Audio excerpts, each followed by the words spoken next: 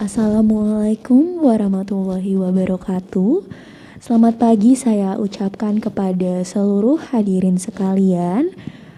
Untuk sesi webinar akan dimulai sesaat lagi. Oleh karena itu, kepada seluruh hadirin dapat mempersiapkan diri dan kepada seluruh hadirin diharapkan untuk mengisi kursi di bagian kanan ruangan, terutama di bagian depan, untuk memaksimalkan pelaksanaan webinar pada hari ini. Terima kasih banyak.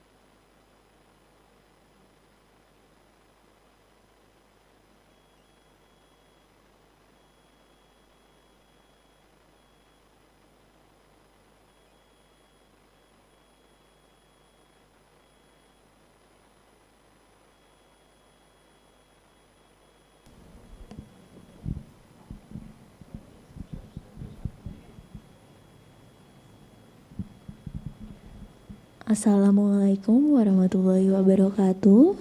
Selamat pagi saya ucapkan kepada seluruh hadirin sekalian.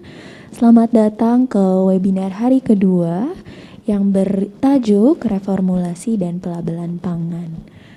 Kepada seluruh hadirin, acara akan dimulai sesaat lagi. Oleh karena itu, seluruh hadirin dapat mempersiapkan diri dan diharapkan untuk mengambil tempat duduk yang berposisi di depan.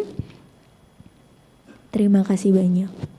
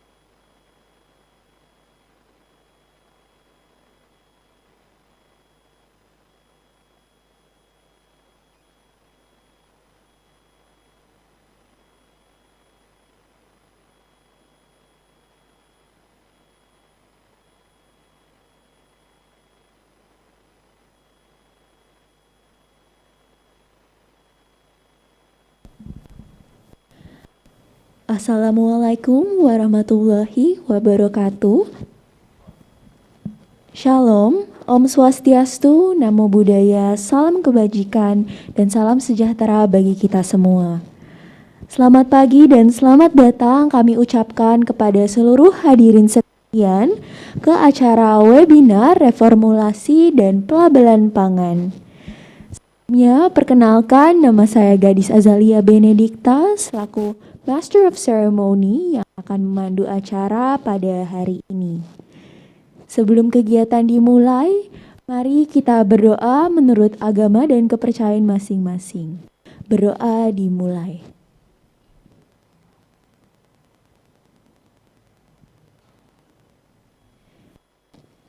Berdoa selesai. Selanjutnya kami juga ingin mengucapkan selamat datang kepada peserta yang juga hadir melalui Zoom meeting.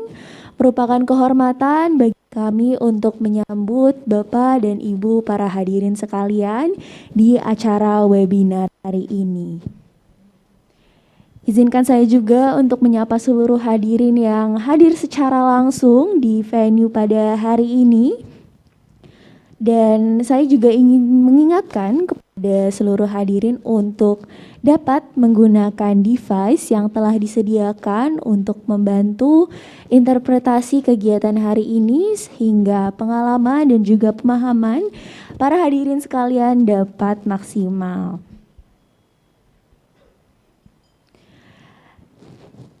Telah tiba kita pada hari kedua webinar hari ini.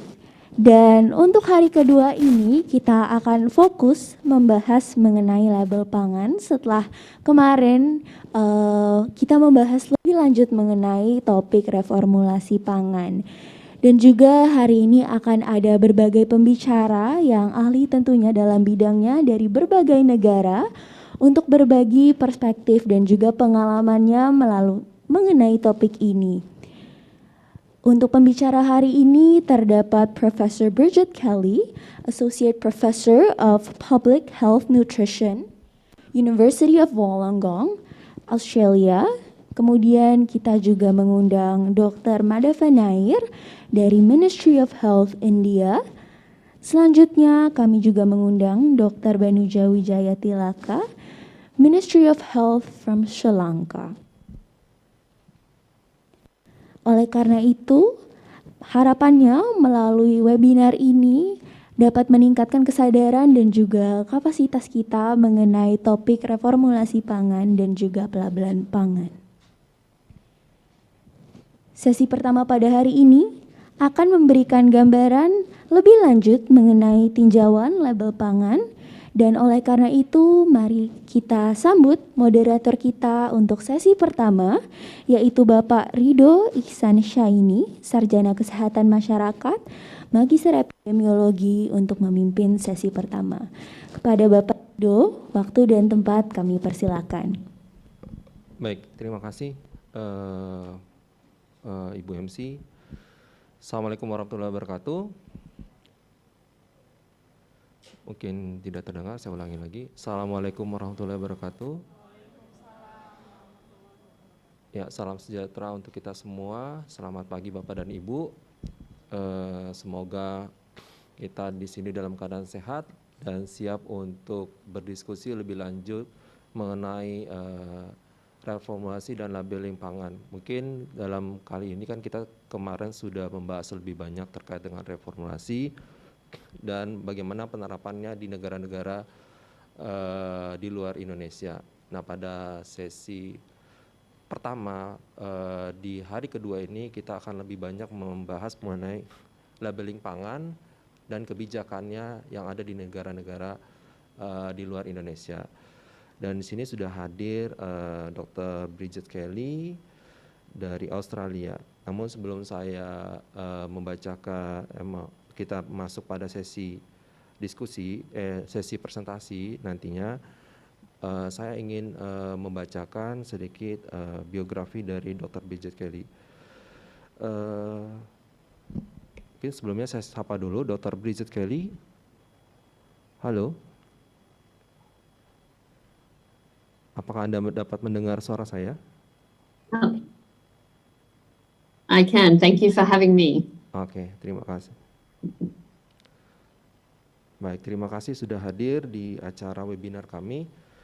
Baik, Dr. Bridget Kelly ini adalah pakar gizi dan asosiasi profesor di Universitas Kesehatan Masyarakat di Lembaga Penelitian Early Start Research Institute University of Wollongong, Australia. Beliau sudah 15 tahun berpengalaman dalam memimpin penelitian baik yang berskala nasional maupun internasional tentang nutrisi.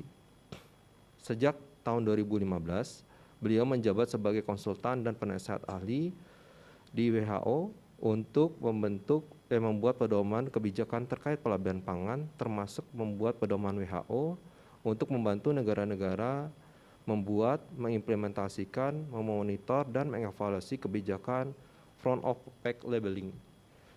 Saat ini beliau memimpin tinjauan sistematis dan meta-analisis pelabelan pangan pada konsumen serta hasil reformulasi pangan untuk mendukung pengembangan pedoman WHO yang baru tentang kebijakan pelabelan pangan. Mungkin itu sedikit gambaran mengenai biografi Dr. Bridget Kelly. Dr. Bridget Kelly, apakah Anda Recording stopped. sudah siap untuk presentasi? Baik, kita akan memberikan waktu. Yes, thank you. Can you see my screen there with my slides? Sudah terlihat dengan jelas. Baik, kita Okay, berikan. excellent, thank you. Baik. Sorry, I'll get started. Thank you very much for that introduction, and thank you for the opportunity to provide an overview today of the evidence and best practice recommendations for policies relating to front-of-pack food labelling. So modern food retail environments offer vast selections of processed packaged foods, and such retail environments really are unsupportive of assisting shoppers to make healthful food choices. And they do that in the way that food is Recording in marketed, progress. the way that food is placed on shelf and within the store layout, and through the packaging that these food products use to encourage unhealthful food selections. Modifying food retail environments, including through the provision of signposting of healthier choices, can encourage healthier food purchases and food reformulation. And WHO and UNICEF recommendations highlight nutrition labelling as one policy measure for supporting healthy diets. And in particular, front-of-pack labelling refers to nutrition information that's presented on the front of food packages that is intended to support healthier food choices, discourage unhealthy choices, and may also incentivize positive reformulation as manufacturers seek to avoid negative disclosures on those products. So there have been a large number of front-of-pack labelling systems that have proliferated in international markets, and these really differ in their visual appearance, the extent that they use graphical, numeric, and text information, and they also vary in their underlying nutrient profiling criteria or method that's used. And so that really makes the whole situation of policy development confusing for policymakers, and where there are multiple systems in place within markets or less promising systems that are adopted, it can be very confusing for consumers alike. So there are two major schema for front-of-pack labelling that I'll refer to in this presentation. So interpretive schemes, and they really differ in the extent that they provide information to consumers about judgments of the nutritional quality of foods. So interpretive schemes really provide a judgment about the healthfulness or unhealthfulness of a food, compared to non-interpretive systems, which really are providing nutrient information, so really factual information about the nutritional content of foods, but no real judgment about the quality of those foods and helping to interpret that for consumers.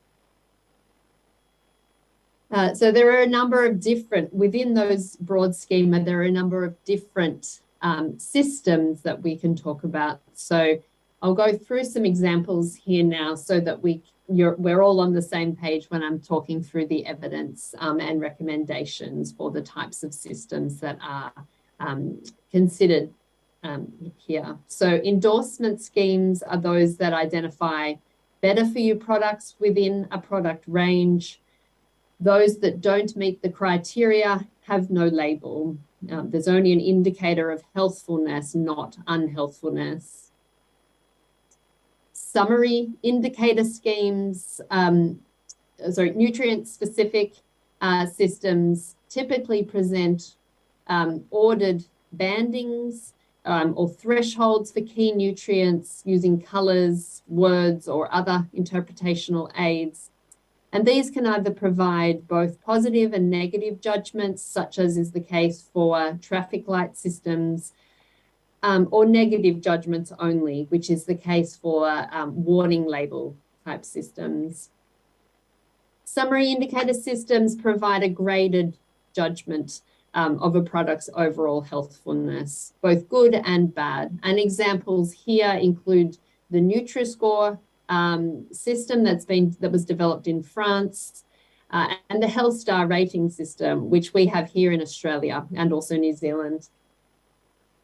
And lastly, non-interpretive nutrient-specific systems, which provide information on the quantities of nutrients within a food, and typically they also often present the proportion of the recommended guideline daily amount that this equates to for a reference adult.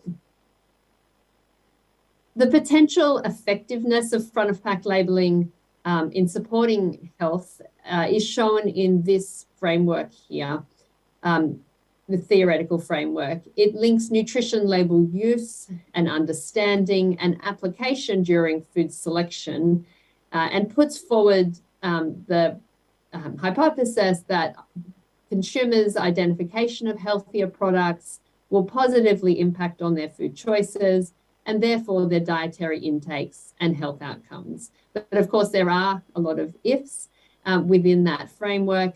And research evidence has been used to show that food labelling can impact on these different outcomes across this framework. And the research evidence also points to potentially more effective front-of-pack labelling systems for achieving the kinds of outcomes that we're hoping for. So it was mentioned in my introduction that I have been contributing to a systematic literature review that has informed the new draft guidelines, WHO guidelines for nutrition labelling.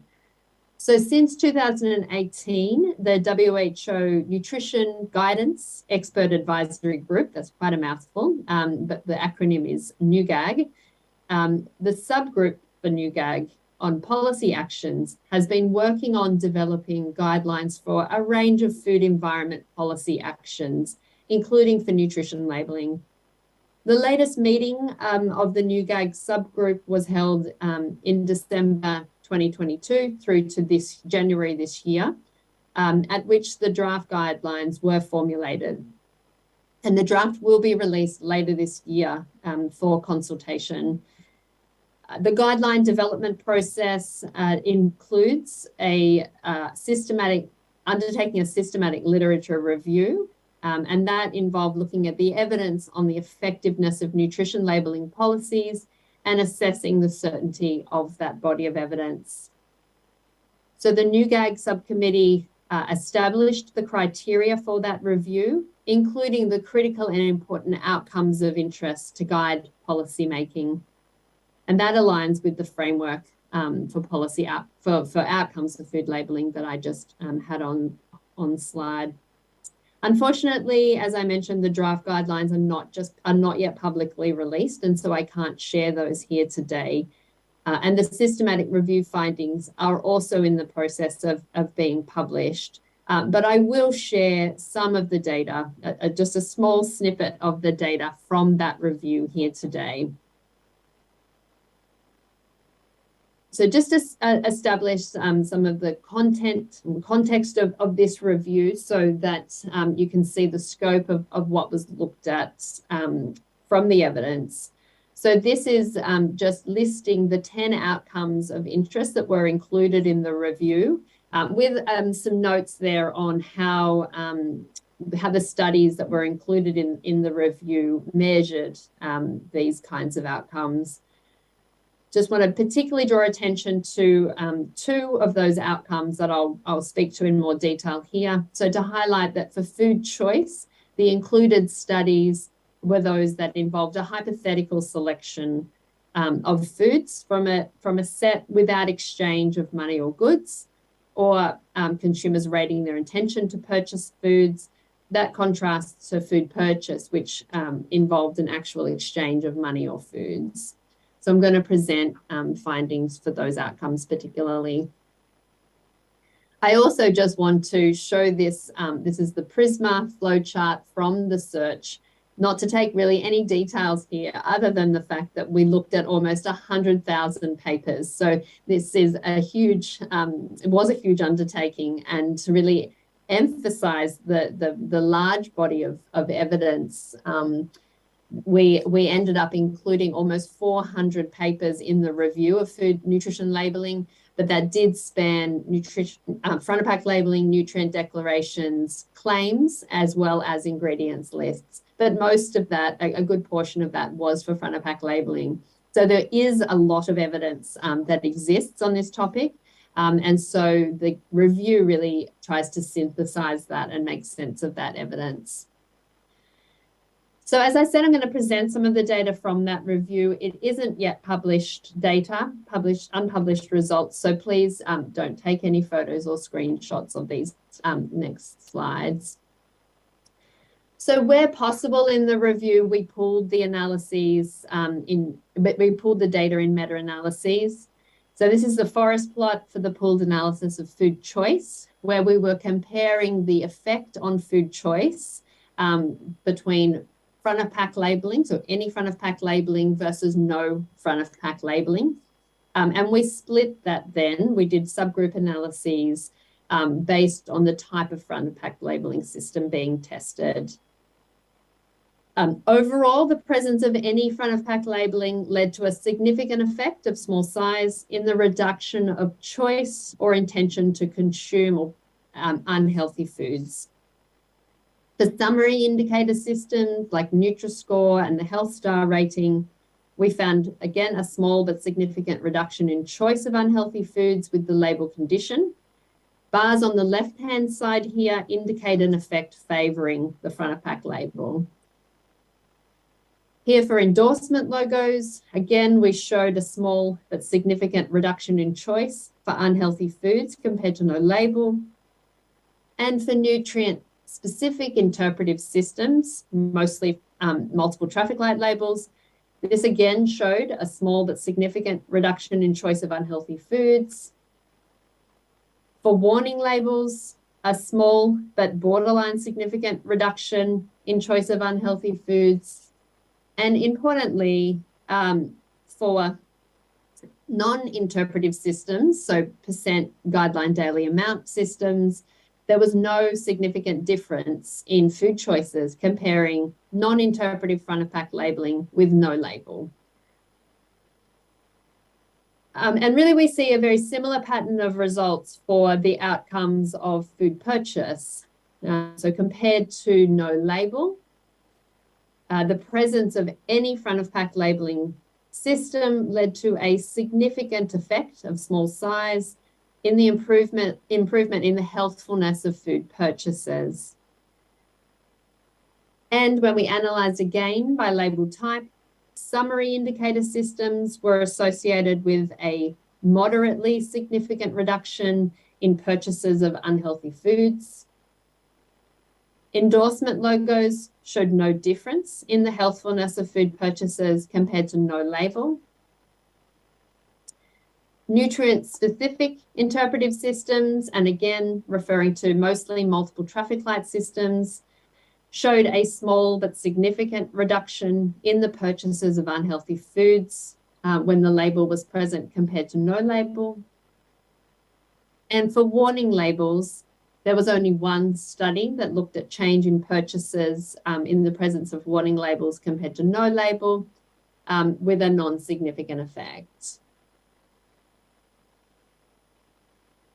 Again, for non-interpretive systems, percent guideline daily amount, mostly, there was no difference in food purchases compared to when the label was present compared to no label.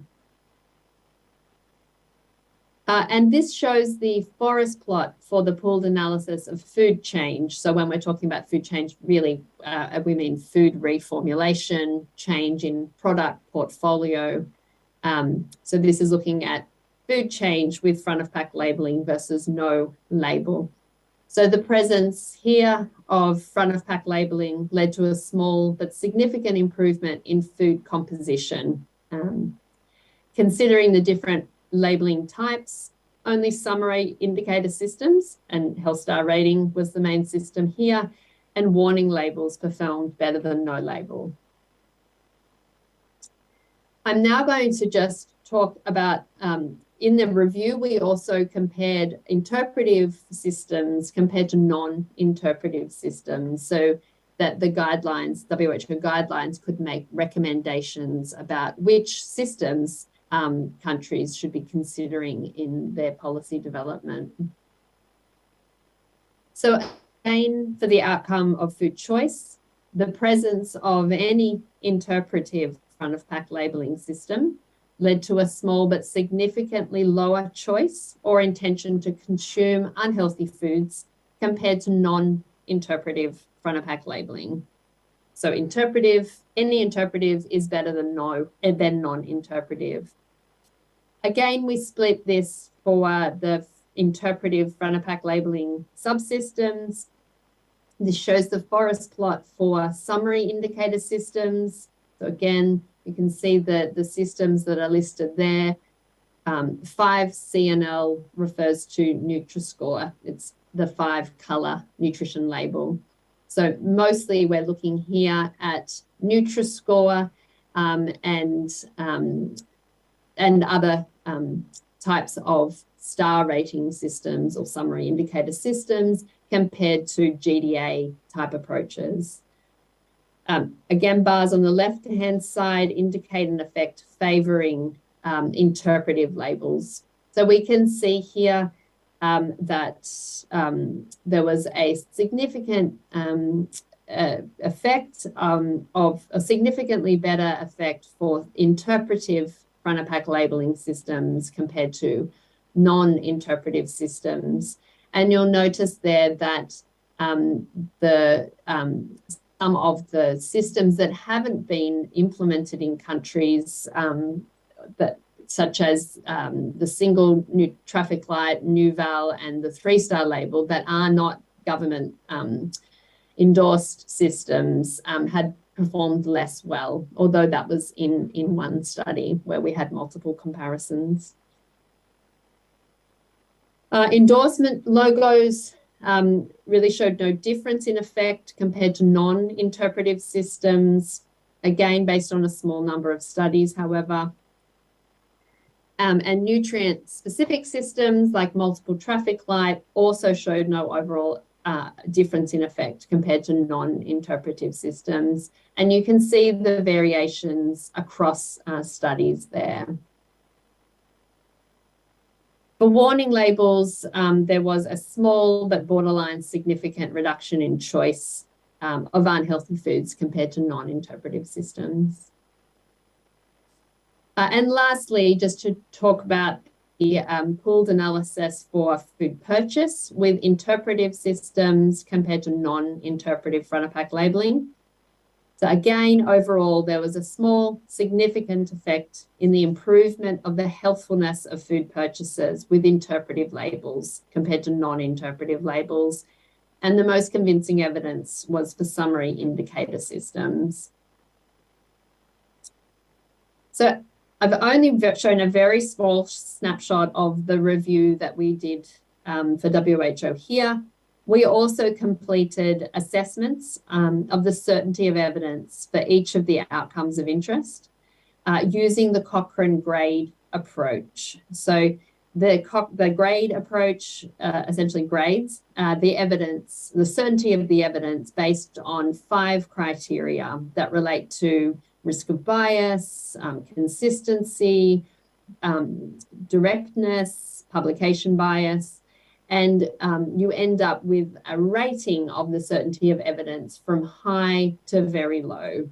I should stress that it's very difficult to get high certainty of evidence in this kind of a field where we're not talking about double-blind, randomized control trials most of the time. It's messy policy evaluations, consumer research, where blinding of participants to the intervention is not possible, for example. So please consider that when I talk, when you think about the certainty of evidence in this field. So overall, we found that compared to no label, front-of-pack labelling may improve consumer use of labels. so low certainty of evidence for that outcome for RCTs, but that front of pack labelling likely, so moderate certainty of evidence, likely improves consumer understanding of the nutritional quality or content of foods and the healthfulness of consumer food choices and food purchases. So I also just showed the meta-analysis data where we found small but significant effects of front of pack labelling on improving choices and purchases and food reformulation. So taken together, I think the evidence shows that there is good promise of front of pack labelling for improving consumer understanding, choices and purchases particularly. Compared to non-interpretive front of pack labelling, the body of evidence around on nutrition labelling shows that interpretive labels may improve consumer use or search of labels and nutrition information on packs, and also likely improves, so moderate certainty of evidence, likely improves consumer understanding of the nutritional quality or content of foods and the healthfulness of consumer food purchases, choices and food purchases. And again, I just showed those meta-analyses which found a small but significant effect of interpretive front of pack labelling on improving choices and purchases compared to non-interpretive systems. When we compared across different interpretive front of pack labelling systems, there really was no one best performing system. And I think you can see some of the inconsistency and the messiness of the data from those forest plots that I showed. There were really inconsistencies across countries. And some of those inconsistencies occurred geographically. So depending on the amount of time that a system had been in place within a country could influence the effect that it had on consumer outcomes, for example. But we did see some patterns emerge from the evidence, including that other interpretive systems tended to perform better than endorsement logos. In an aligned but separate review of the evidence on front of pack labelling from WHO Europe that was published in 2018, we synthesized information on the evidence on front of pack labelling and also the policy processes that had been undertaken in the development of policies or development and implementation of interpretive front of pack labelling policies across Europe. And that was the intention of this report, was to support policymakers in really navigating the processes of developing front of pack labelling policy. So we looked at some of the evidence of effectiveness, which is really a subset of what I've just spoken about.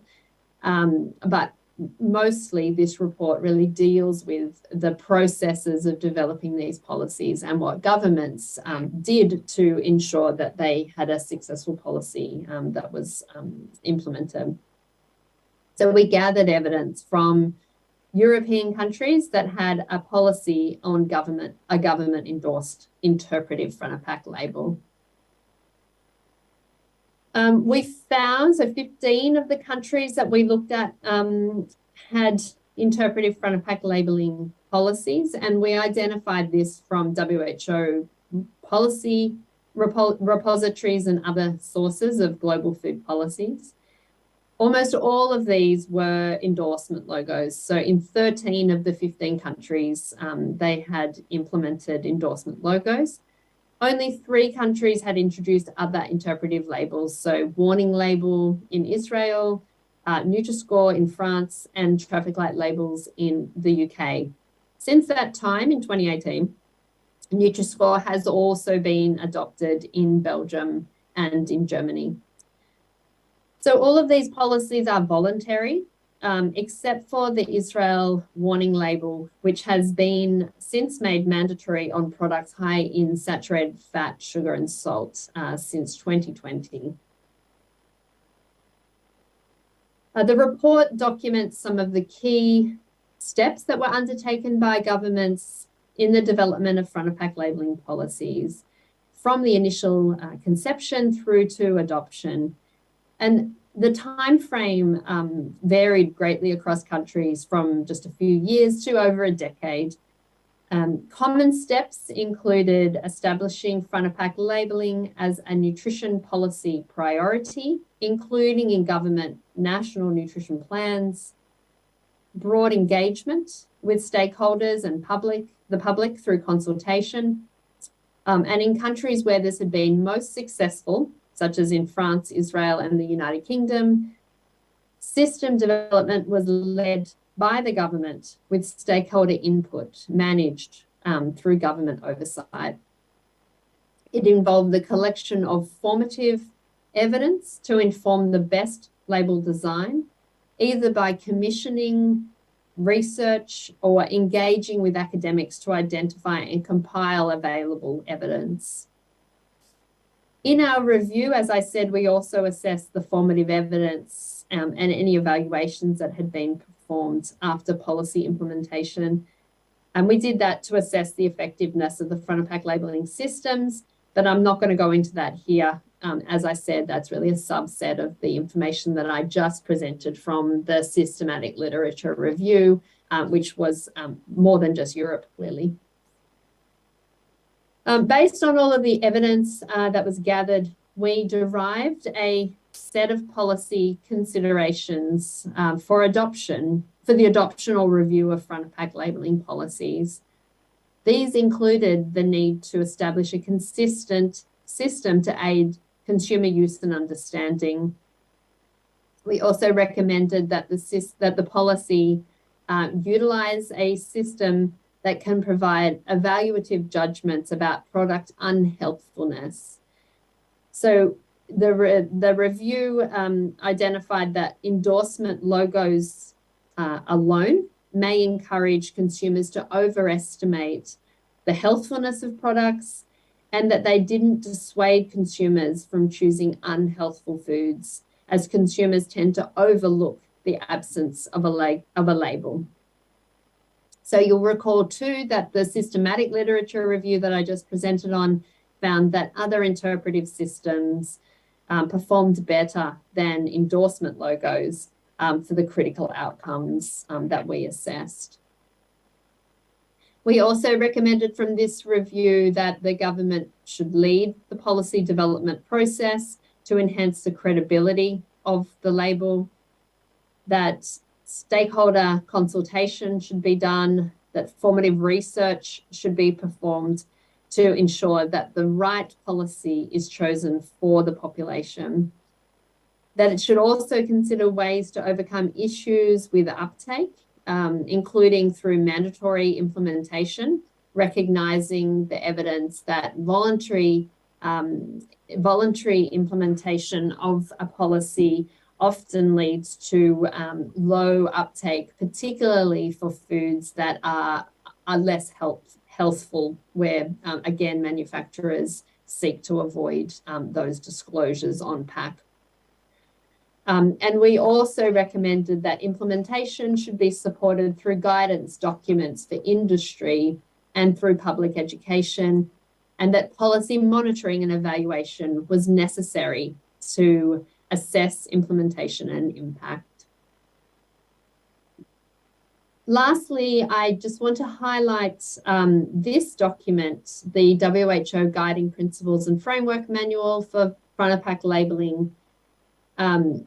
This work commenced in 2015 at a technical meeting on front of pack labelling that was held by WHO headquarters, and it was revised over time with inputs from member states, including at a regional meeting that was organised by Sierra in 2018 in Bangkok.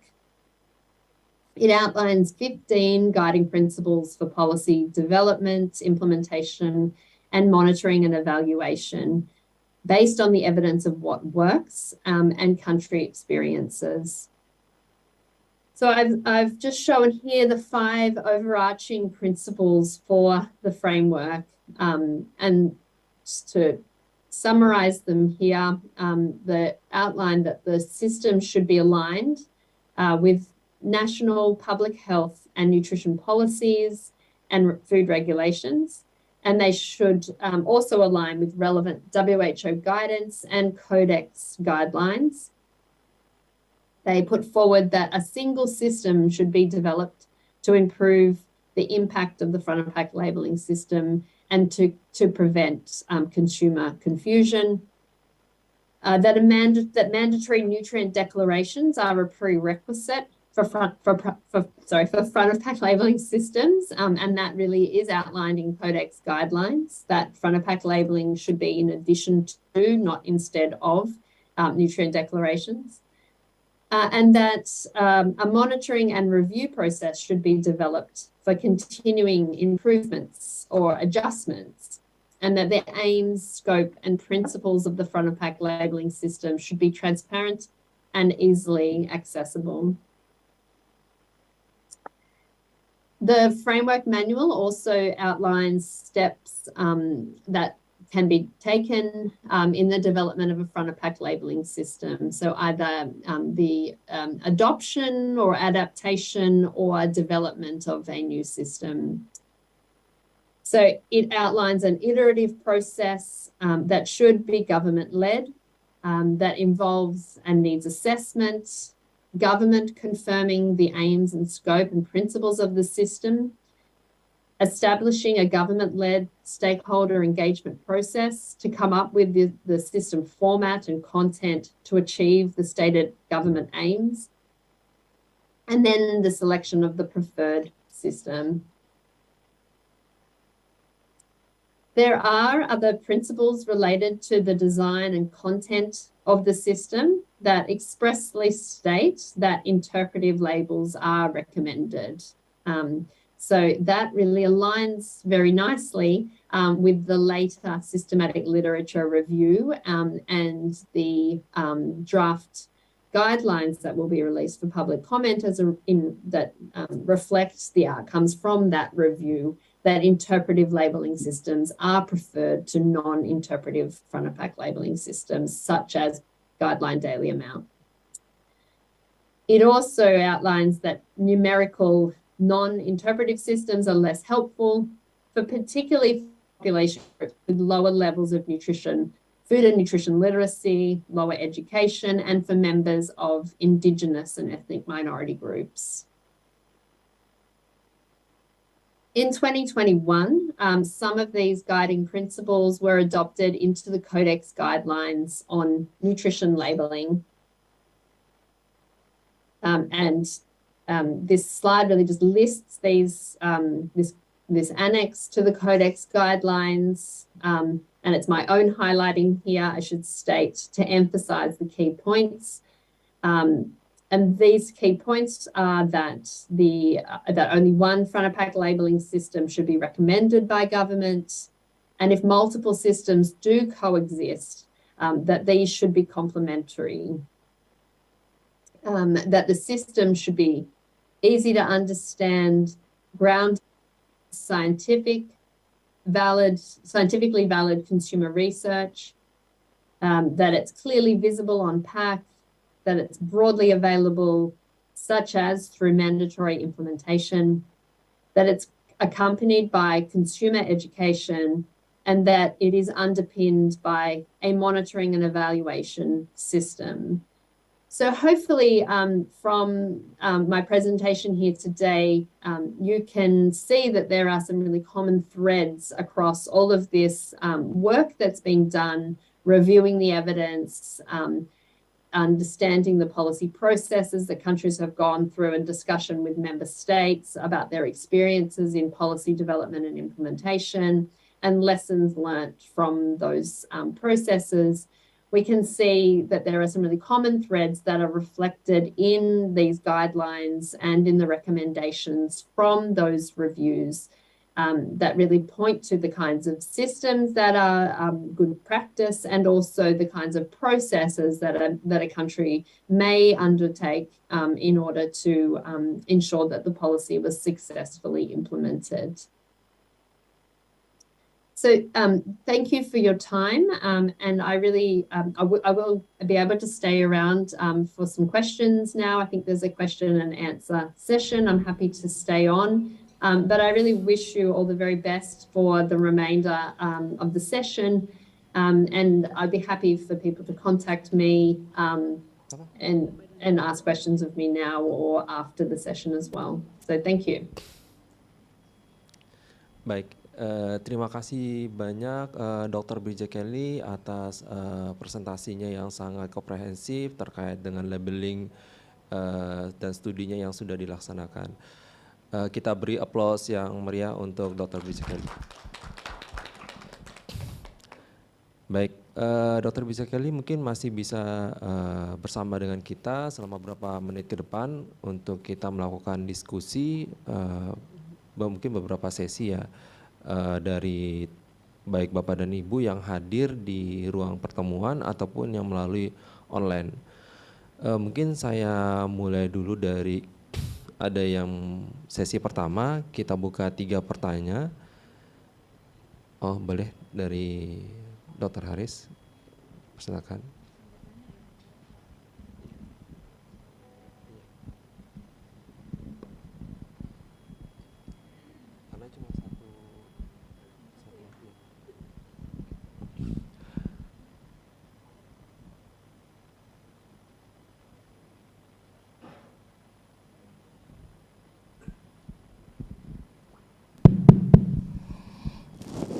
Terima kasih atas kesempatan yang diberikan kepada saya untuk bertanya kepada pemapar yaitu Mrs. Bridget Kelly. Thank you for your presentation. Allow me to speak bahasa because there's many agents in Indonesia.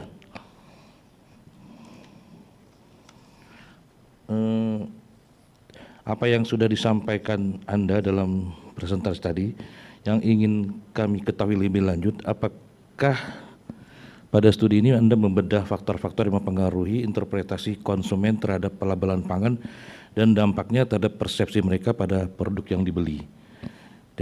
Itu yang pertanyaan pertama. Yang kedua adalah bagaimana penilaian non-interpretatif ini dapat membantu konsumen untuk memahami informasi gizi pada produk pangan dengan lebih objektif tanpa terjadi penilaian yang subjektif.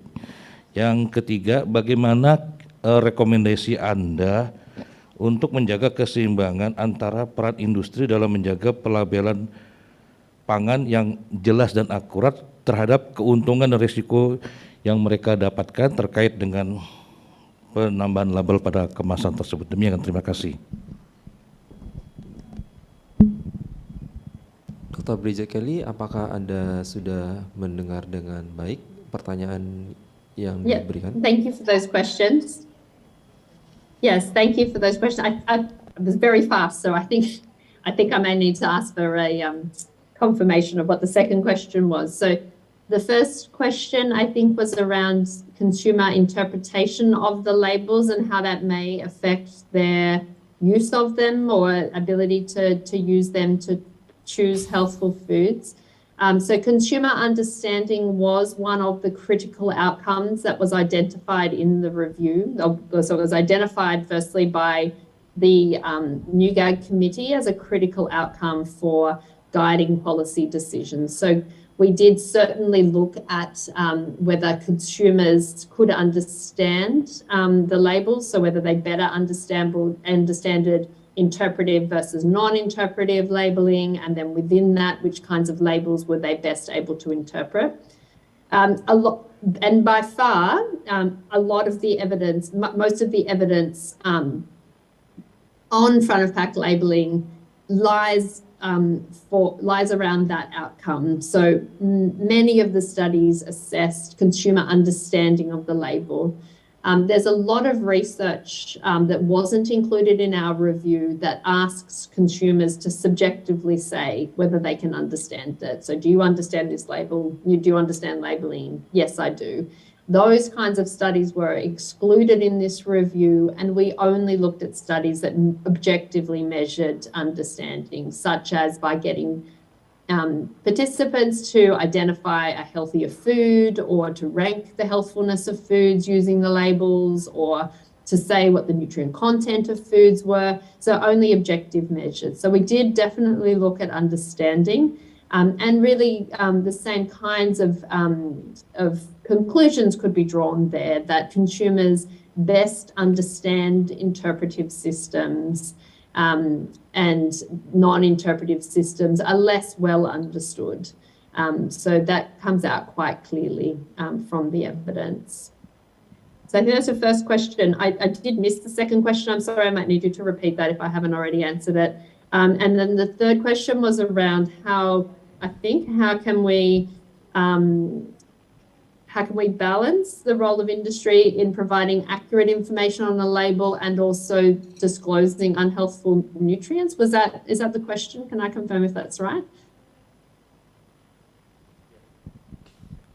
Ya, benar sekali, Dr. Bridget Kelly.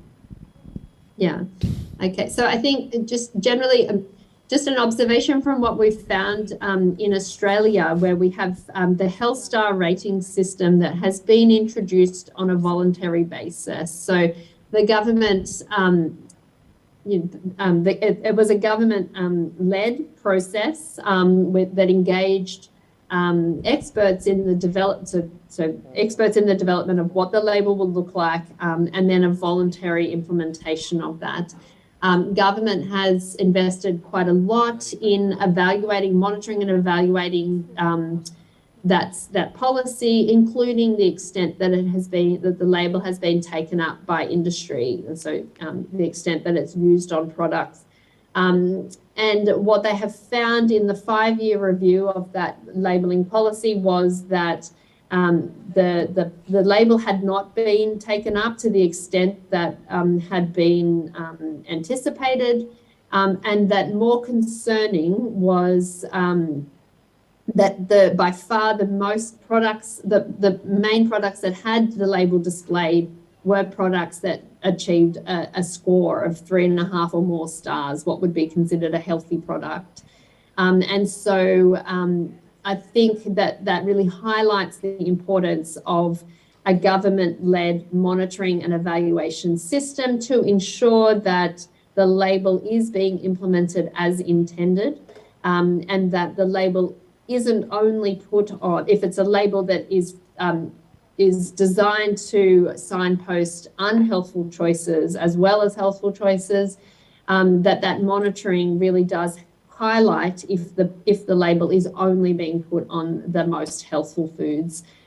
In response to that situation, the Australian government has now established targets for implementation. So it's a voluntary scheme at this point, but there's targets for implementation. And if they're not achieved, then the government will look to move to a mandatory approach to implementation. So you can see there really the importance of monitoring and evaluation to ensure that implementation is actually done appropriately. Baik, terima kasih Dr. Bridget Kelly. Kepada Dr. Aris, apakah ada... Oh, baik. Silakan Dr. Aris. Untuk yang pertanyaan kedua yang mungkin tadi belum dipahami, jadi maksudnya begini, sepertinya dari hasil studi itu saya lihat bahwa antara sistem yang interpretatif dan non-interpretatif lebih diterima oleh pihak industri adalah non-interpretatif. Tapi yang jadi masalah adalah bagaimana kita bisa membantu konsumen untuk memastikan bahwa informasi gizi pada produk pangan tersebut lebih objektif, sehingga mereka akan cenderung menentukan pilihannya sesuai dengan kondisi yang mereka dapatkan informasi tersebut. Demikian. Terima kasih. Okay, thank you. Sorry for missing that question. So yes, industry very much prefers non-interpretive labeling systems, and we've seen that everywhere. So that's our experience. Definitely going back for the last decade, really 15 years or more in Australia, we had industry coming out on the front foot, putting forward percent GDA labelling, which is called percent dietary intakes here in Australia. Really pushing hard for a non-interpretive system, because of, as I've said, that the fact that the disclosure on the front of pack, such as a warning label or a red traffic light or a 0 stars or half a star, that really that does not is not a good marketing approach for a product. So I think that the work that WHO has done in terms of leading the drafting of the global guidelines on front of pack labeling policies and other work really is to support countries in being able to say that the outcomes of that process will allow countries to be able to say that non-interpretive systems are less effective than interpretive systems, and to then be able to move towards discussions around or what an interpretive system would look like within a country, rather than getting stuck on that argument that industry likes to put forward, that we've got an non-interpretive labeling system. This is something that consumers, to support consumers, because we know from the research evidence that it's in some cases not better than no label in guiding choices and purchases.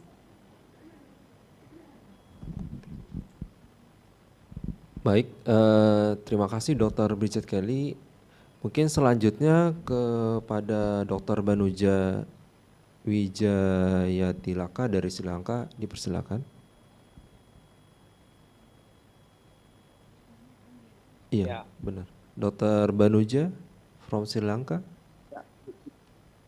Yes, thank you very much, Dr. Kelly, for your very comprehensive lecture and presentation. So I would like to ask your opinion about taking the portion sizes into account when deciding the levels, especially with regards to the traffic light system. Is that clear? Yep. Yes, thank you. Yep. So I think the evidence is not really clear-cut around the portion size or the serve size on labels. So there's a few things to think about. So sometimes in some research, presenting a larger portion size or a larger serve size on foods can lead people to perceive that is the recommended portion size and to consume more of a food. In other studies, presenting a larger serve size on a pack can lead consumers to see large nutrient contents, so for negative nutrients, and to think that a product is unhealthy. So it can work both ways. I think what is clear from the research, however, is that it's confusing to consumers when there are different serve sizes used on foods within a category. So, for example, when a snack food has, a savoury snack that is ostensibly the same has different, portion sizes that vary greatly and make it very difficult to interpret nutrient contents or compare nutrient contents across foods. What the recommendation would be is that the serve size used on packages, as best as possible, reflects the portion size that consumers consume, and that if foods are presented in what is supposed to be a single serve, so it's a package that's designed for a person to consume all at once, like a ready meal, for example, that the label reflects that. So if it's a single portion, that is presented as one serve of that food. So to avoid sort of misinterpretation. So does that answer the question? I think maybe the question was also getting to thresholds of nutrient profiling systems. So the kinds of cutoff points for whether the traffic light labels use different serves? I'm not sure. Hopefully I've answered that question, but please clarify if something else was meant.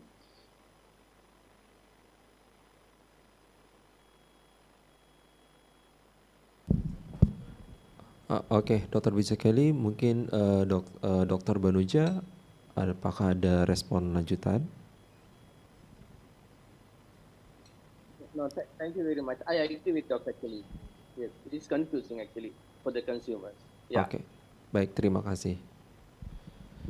Oke, mungkin untuk selanjutnya apakah masih ada yang ingin bertanya baik di dalam ruangan ataupun dalam Zoom webinar? Apakah masih ada?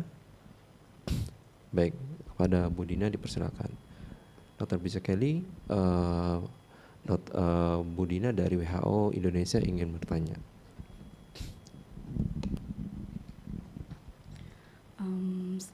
Selamat pagi, Dr. Bridget. So thank you for your presentation. I will ask in Bahasa to ensure my colleagues here understand my question. Jadi saya ingin bertanya Bapak dan Ibu sebetulnya kepada Dr. Kelly mengenai sistem FOPL yang saat ini diterapkan di Indonesia. Jadi saat ini kita sebetulnya berdasarkan paparan Badan POM kemarin gitu ya, bahwa Indonesia saat ini menerapkan 2 sistem sekaligus gitu ya. Jadi kalau tidak salah kita memiliki Healthier Choice logo yang itu dalam paparan Dr. Bridget masuk dalam kategori endorsement logo gitu ya, yang interpretive system. Kemudian kita juga memiliki GDA monokrom yang kalau dalam paparannya Dr. Bridget tadi adalah masuk kategori non-interpretive system. Nah, pertanyaan saya, tadi sebetulnya saya membaca ada salah satu rekomendasi gitu ya dari kodeks bahwa direkomendasikan negara sebaiknya memilih satu sistem saja gitu. Nah, ini bagaimana dengan Indonesia karena saat ini kita memiliki 2 sistem FOPL, yang satu Healthier Choice logo, yang satu GDA monokrom. Dan sebagaimana tadi Dr. Kelly paparkan juga ternyata untuk endorsement logo efektivitasnya kurang begitu ya, dan juga sama halnya dengan yang non-interpretive system jika dibandingkan dengan yang bentuknya interpretive. Nah, ini apa kira-kira rekomendasi dari Dr. Bridget untuk Indonesia agar kita memperkuat sistem pelabelan di Indonesia. Dan juga perlu saya tambahkan bahwa kedua sistem tadi itu sifatnya masih sama-sama voluntary gitu ya, baik yang Healthier Choice logo maupun yang GDA monokrom. Terima kasih. Baik, Dr. Bridget Kelly, apakah Anda sudah memahami dengan baik? Yes, thank you, Dina. Baik. Yes, thank you for that question. It is not an uncommon situation, I think, and it is very much the situation that Australia was in a number of years ago. We also had a voluntary endorsement logo, and we had an industry-led, non-interpretive guideline daily amount type system. In recognition of the evidence that those systems were not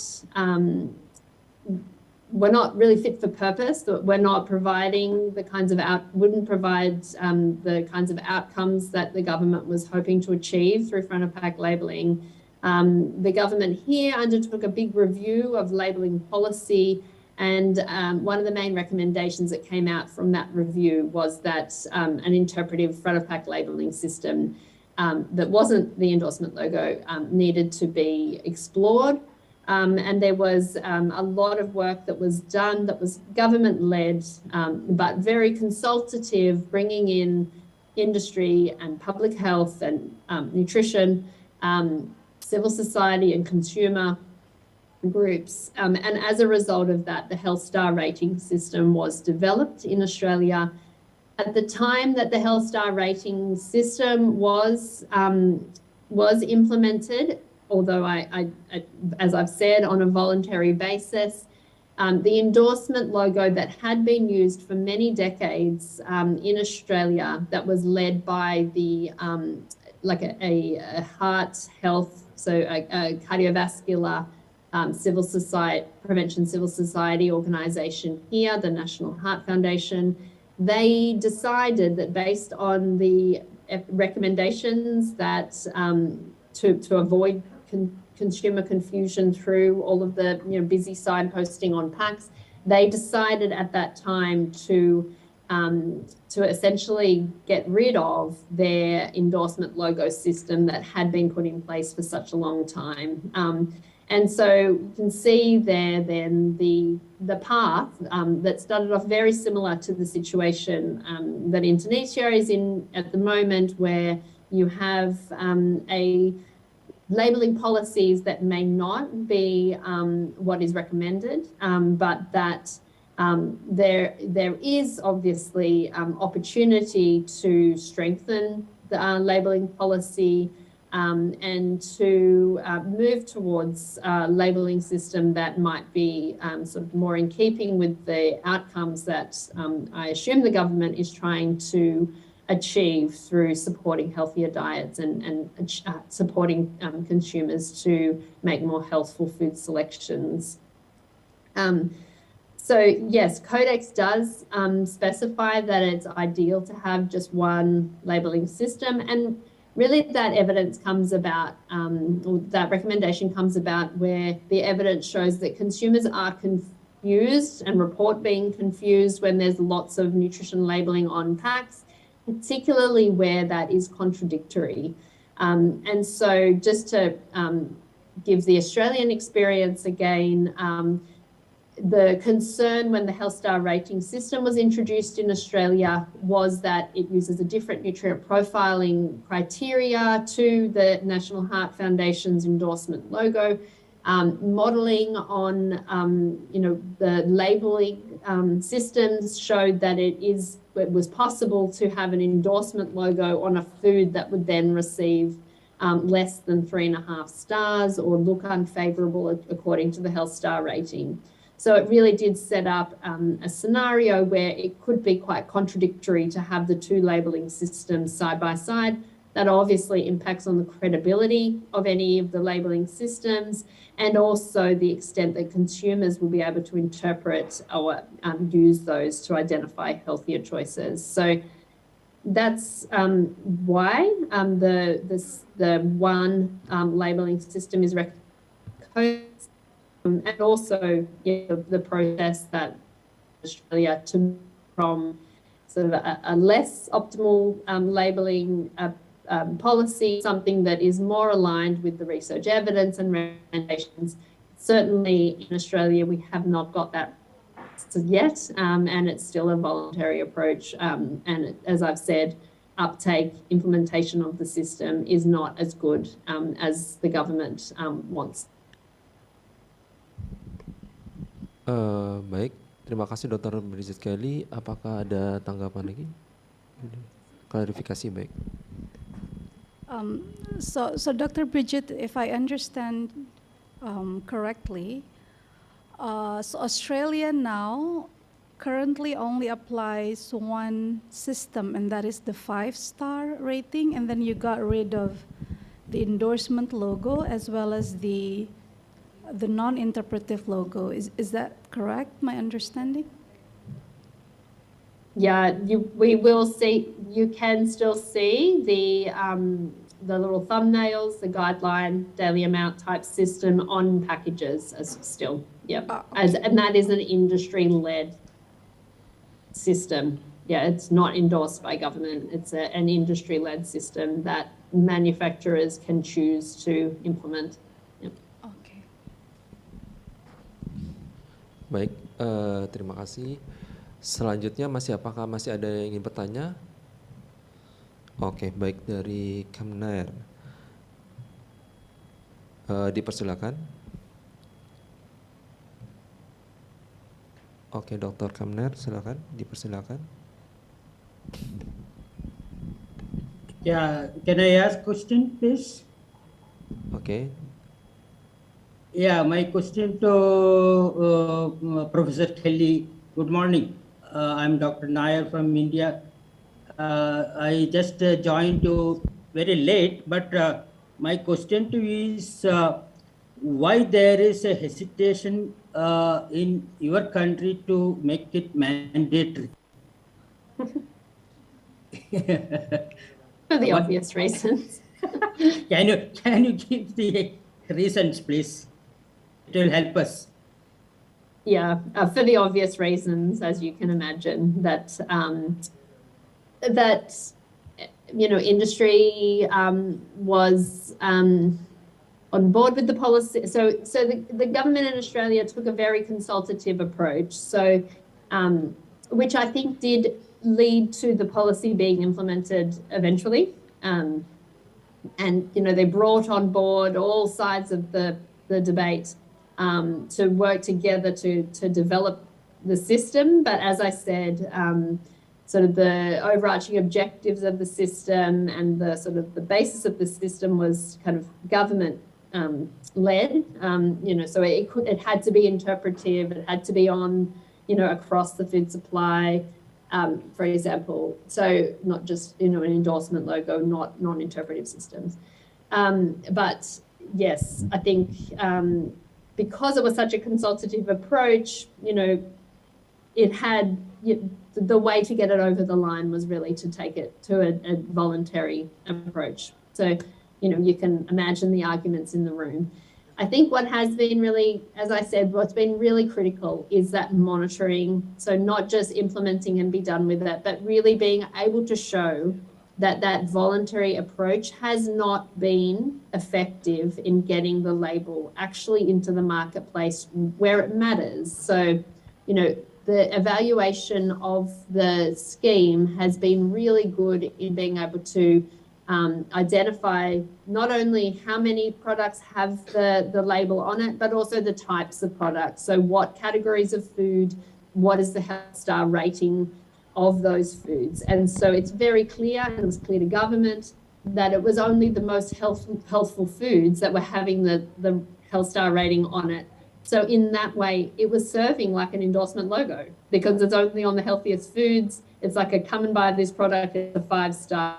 But don't look at the other products, the lack of the logo on that, the products within the same brand's range. So it was at that point, so that it got to that point, and it is at that point where a company will pick and choose which products bear the logo. So it's, so it's very much clear that it's selectively placed on the most healthful foods. So I think that's been the really important thing, that the evaluation has been done to show that that's the case. And that now the government has set targets. So, if certain implementation targets are not met by certain times, then the government will, there's a threat of mandatory implementation. So in a way, we have mandatory implementation without it being called that, because if the industry doesn't act, then we will have it.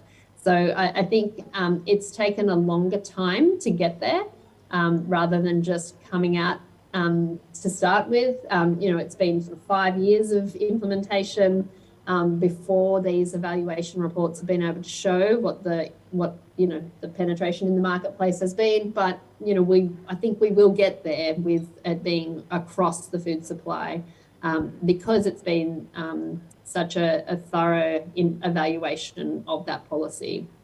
Without the evaluation, we would never.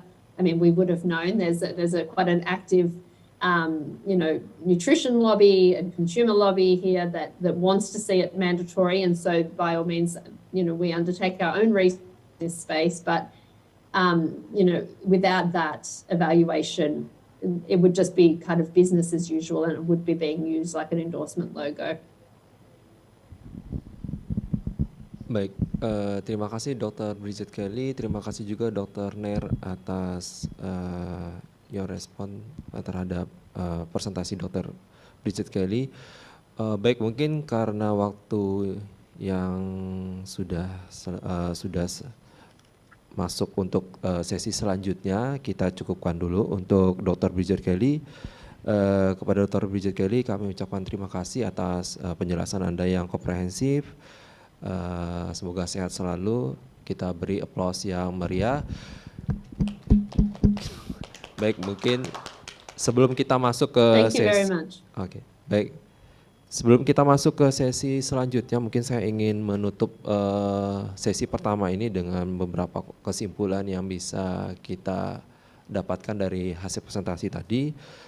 Yang pertama adalah dalam masalah terkait dengan labeling ini bukan hanya masalah yang dihadapi oleh negara kita saja, tapi banyak negara juga mengalami masalah yang sama, khususnya untuk masalah FOP. Banyak hal untuk pemilihan labeling ini sendiri. FOP tadi mulai dari ada pilihannya itu kalau saya tidak salah ada yang choice logo, ada Nutri-Score, ada red warning label, ada color kode dan lain-lain. Termasuk untuk yang non interpretatif itu adalah seperti monokrom. Terus yang selanjutnya adalah untuk kesimpulannya yang bisa kita ambil dalam presentasi ini adalah dalam pemilihan makanan ini mungkin lebih harus banyak berdasarkan kebutuhan masyarakat, apa yang masyarakat butuhkan dari informasi tersebut. Dan ini perlu asesmen yang menyeluruh terkait kebutuhan masyarakat. Terus yang kedua, perlunya guideline atau dalam hal ini yang diperlukan bagi masyarakat, bagi perusahaan ataupun industri untuk bagaimana mereka dalam menerapkan FOP, kebijakan FOP ini sendiri. Dan perlu juga media promosi kepada masyarakat agar masyarakat mengetahui secara jelas makna ataupun arti dari front of packaging labeling tersebut. Terus yang ketiga, harus dipimpin atau diinisiasi oleh pemerintah sehingga jelas arahnya kemana dan tujuannya apa. Yang pasti untuk tujuannya adalah agar meningkatkan derajat kesehatan masyarakat setinggi-tingginya dan sesuai dengan peraturan perundang-undangan yang berlaku. Dan jangan juga dalam pelaksanaannya itu bersifat voluntary, jadi harus mandatory sehingga nantinya jelas arahnya kemana. Terus selanjutnya adalah adanya sistem monitoring yang jelas dari labeling ini sendiri. Jadi jangan hanya sampai berlaku tapi tidak ada monitoring kelanjutannya terhadap masyarakat ataupun terhadap industri. Dan juga harus ada evaluasi dari sistem ini sendiri. Apakah sistem ini sudah berjalan dengan maksimal ataupun sudah sesuai dengan target yang kita inginkan. Yang terakhir adanya harusnya ada kesepakatan antara industri dengan stakeholder terkait termasuk pemerintah terkait dengan sistem apa yang akan kita bangun dan tujuannya dan arahnya kemana. Mungkin ini yang bisa saya simpulkan dari hasil sesi pertama. Saya mungkin ucapkan terima kasih, mohon maaf kalau ada salah. Assalamualaikum warahmatullahi wabarakatuh. Saya kembalikan ke MC. Terima kasih banyak Bapak Ridho dan seluruh pembicara. Dr. Bridget Kelly selaku Associate Professor of Public Health Nutrition, University of Wollongong, Australia. Selanjutnya kita akan melanjutkan ke sesi istirahat sejenak. Kepada seluruh Bapak Ibu sekalian, diperkenankan untuk mengambil snack yang tersedia di luar ruangan dan kemudian dapat dibawa masuk kembali ke dalam ruangan karena sesaat lagi, sekitar 5 menit lagi, kita akan berlanjut ke sesi selanjutnya yang tentunya tidak kalah menarik. Oleh karena itu, kepada Bapak dan Ibu sekalian sudah dipersilakan untuk beristirahat sejenak. Terima kasih banyak.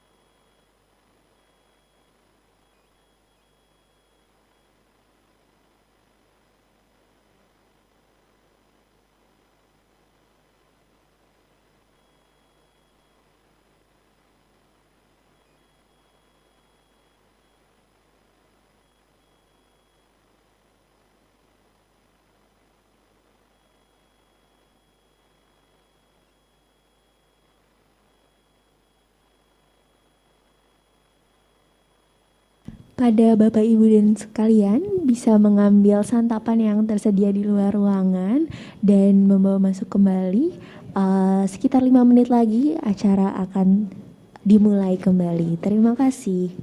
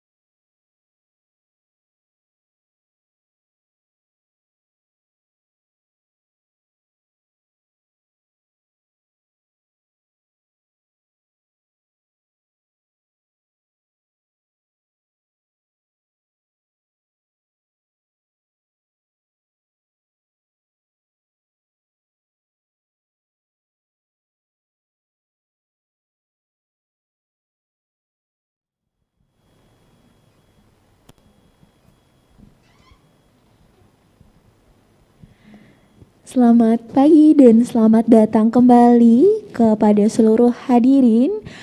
Sesi istirahat sudah usai. Semoga sesi istirahat tadi bisa memberi semangat tentunya untuk ikut serta dalam rangkaian webinar selanjutnya.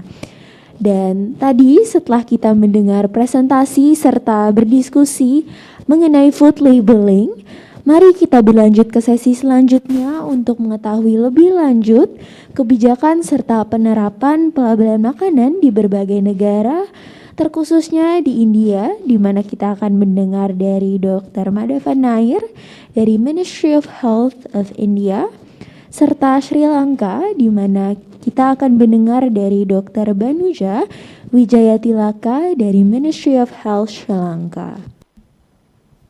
Dan untuk sesi selanjutnya akan dipimpin oleh Ibu Dina Kania selaku National Professional Officer for Policy and Legislation WHO Indonesia.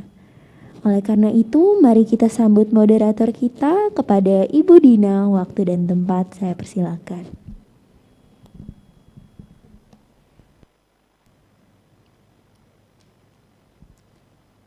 Selamat siang Bapak dan Ibu yang saya hormati. Assalamualaikum warahmatullahi wabarakatuh. Selamat siang juga kepada rekan-rekan yang bergabung secara online melalui Zoom. Bapak Ibu yang saya hormati, kita memasuki pada sesi kedua pada webinar pagi hari ini, dan telah bergabung bersama dengan kita semua dua narasumber dari India dan juga dari Sri Lanka, yaitu Dr. Madhavan Nair. Dr. Nair, are you still with us? Can we see you? Yeah, good morning. Namaste. I'm here. Good morning, Dr. Nair. Namaste. It's Namaste. very honored to have you with us, Dr. Nair. And also with us, Dr. Banuja Wijayatilaka dari Kementerian Kesehatan Sri Lanka. Dr. Banuja, are you with us?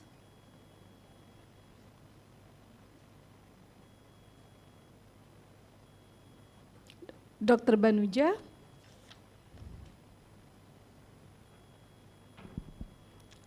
Ya, mungkin beliau belum bergabung. Oh, beliau sudah ada ini tapi suaranya tidak terdengar. Dr. Banuja. Sorry, yeah, I'm here. Okay, all right. Can we see you, Hello, Dr. good Banuja? morning. Can you turn on your video? Yes.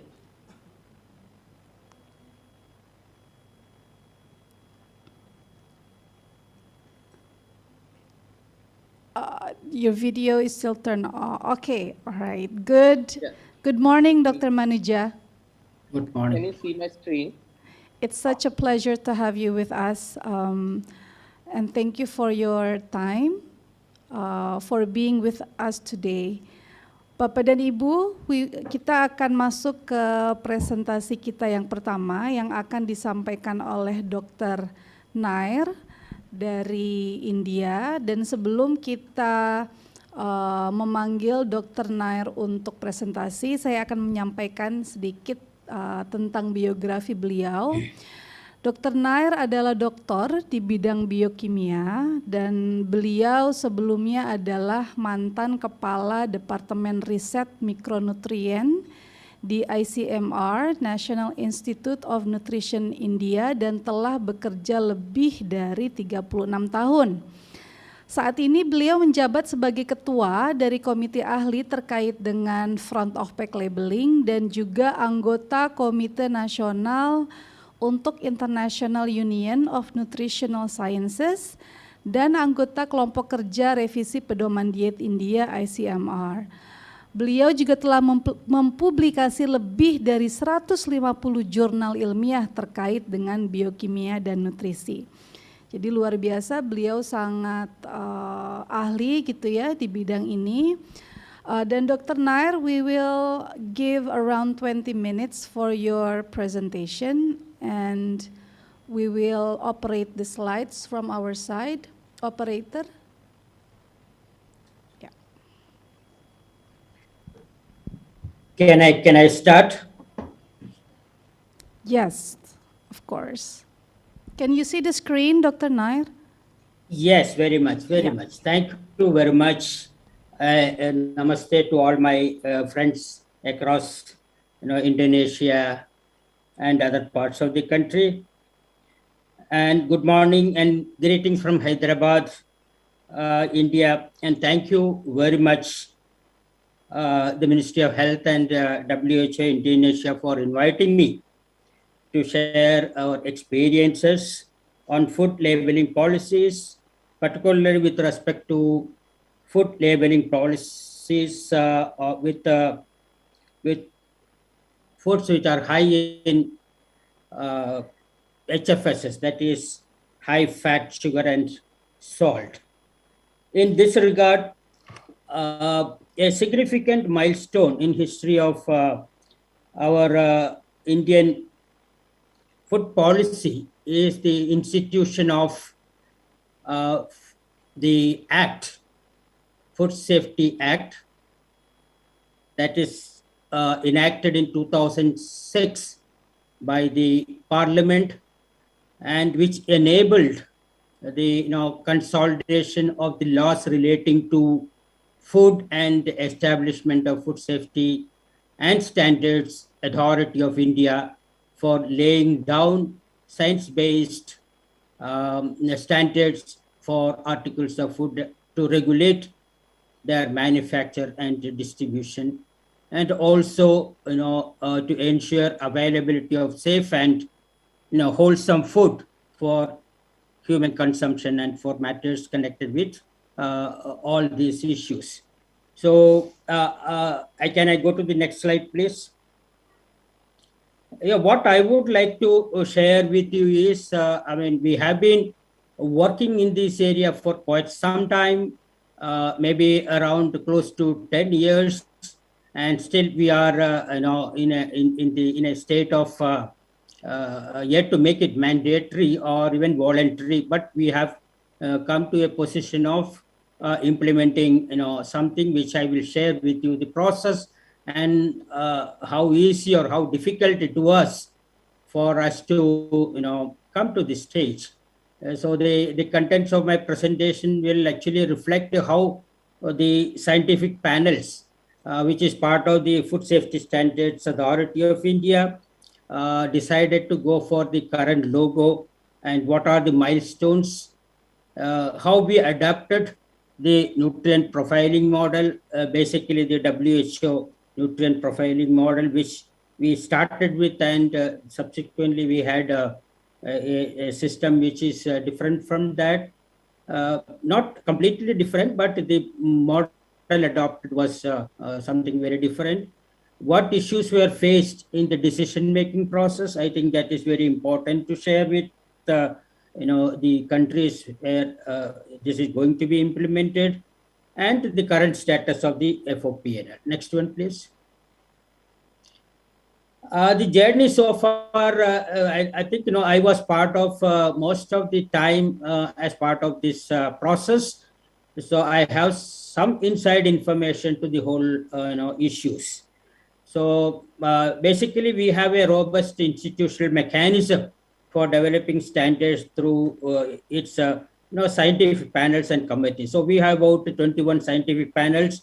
The important panels with respect to FOPNL, front of pack labeling, are the labeling and display panel, scientific panel, and a panel on nutrition and fortification. There are two panels which actually concurrently worked to bring it to some regulation. And we have actually nutrition content labeling process already in existence.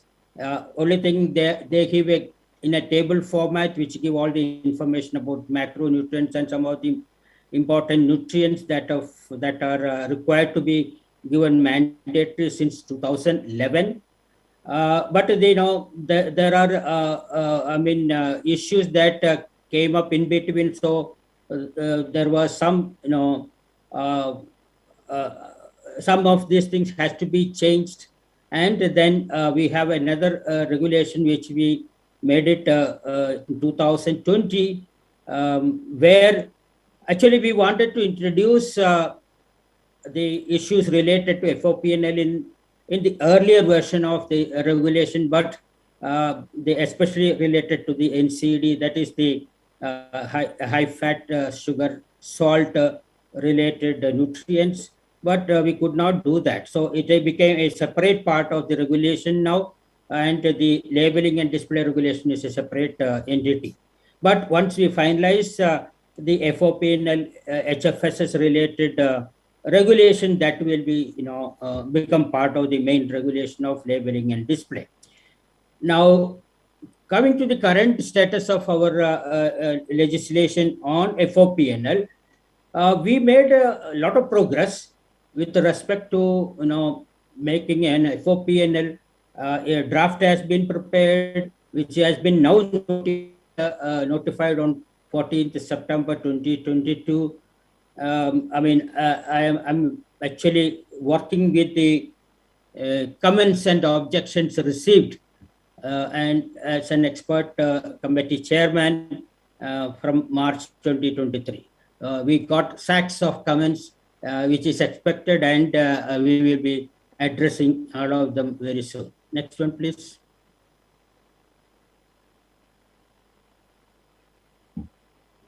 So basically, we are trying to introduce Indian Nutrition Star Rating, or it is known as Indian Nutrition Rating, and we have a caption within the logo: "Go for more stars." It's a interpretive and summary system, provides overall summary score of about with respect to the healthfulness of the product. And it actually gives 10 possible scores of the Indian nutrition rating system, and for that is like half star to 5 star. It's like the HSR which you heard in the morning. Next one. The whole issue of the front of pack labeling started way back in 2010, when there were a lot of media reports, and also concerns from consumers, and there was also in fact a court case against the government to define what is HFSS and many other things. So what FSSA was done was creating an expert group on HFSS to do a situation analysis in the country to know how much fat, sugar, fats are being consumed, and what is its impact on the health of Indians, because that forms the basic background on which one can argue and make the issue more strong to introduce something to curtail the intake of these problem nutrients or harmful nutrients. But unfortunately, the experts, after doing a proper survey, systematic survey, they found that there is no sufficient evidence, good quality studies to do a good analysis. So there is lack of good quality studies, but they argued that the evidence exists globally, and that should be applicable, as the biology is saying, for across the globe. So that is sufficient evidence for all the countries across the globe to probably get into the issue of FOPNL. There's no need to probably do a regional study, but it is always good to have it. And there is health-related issues emerging, and that is being reflected in the country's GDP and many other health-related expenditure. They also recommended reliable monitoring and surveillance system to assess fat, sugar, and salt intake for established regulatory limits in food for manufacturing and sale. This is what probably we have to do, but this is also probably of limited use, because the limits are already been set based on meta-analysis and evidence across the globe. And they also, suggested advertising ban on TV, additional tax on HFSS, then nutrition education and awareness, reformulation of product, and also a positive nutrition labeling guidance from FSSAI. These are all the suggestions made by the expert group. Next one. During the, this was, that was in 2015-16, then we were actually having a workshop. I think it was in 2017. Like a workshop, what you are having, we also had in 2017 for identification, labeling of foods with HFSS content.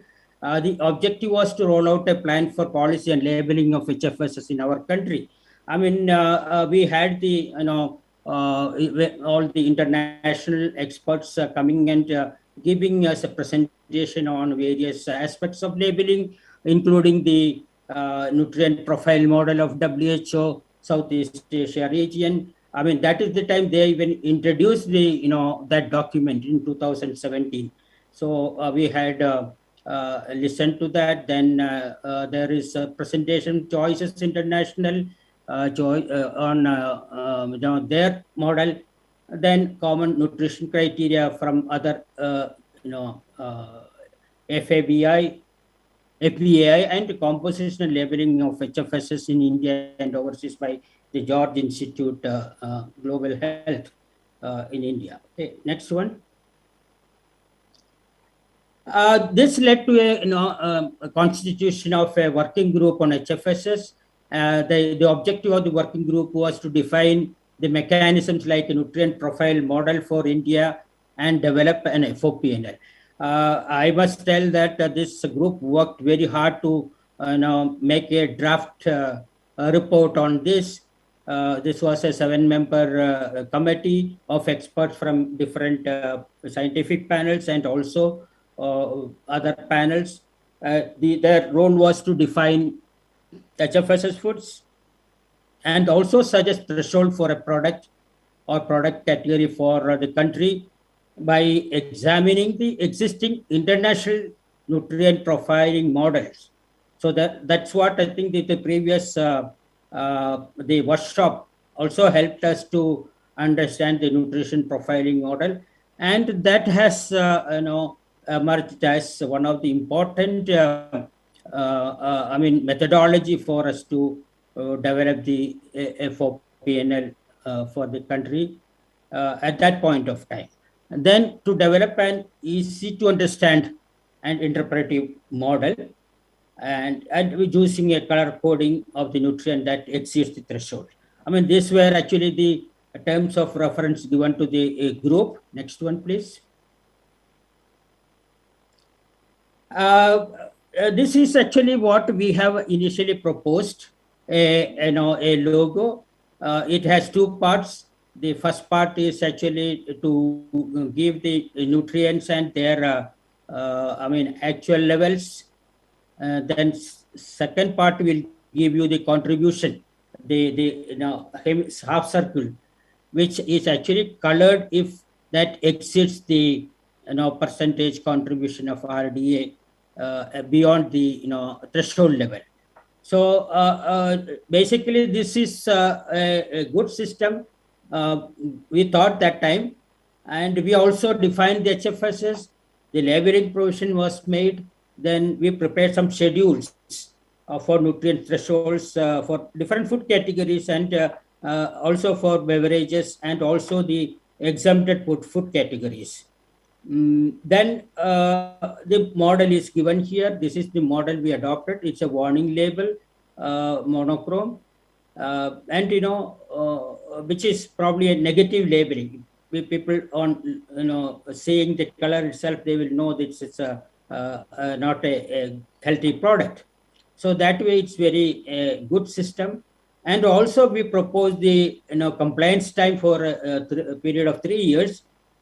Starting with a threshold plus 30% during first year, threshold plus 15%, reducing the the margin of the excess to lesser and lesser, and compliance by the third year. But Next one, please. I will tell you what has happened. And before that, I would like to tell you the nutrient profile model, how we actually approached the coming to this model itself.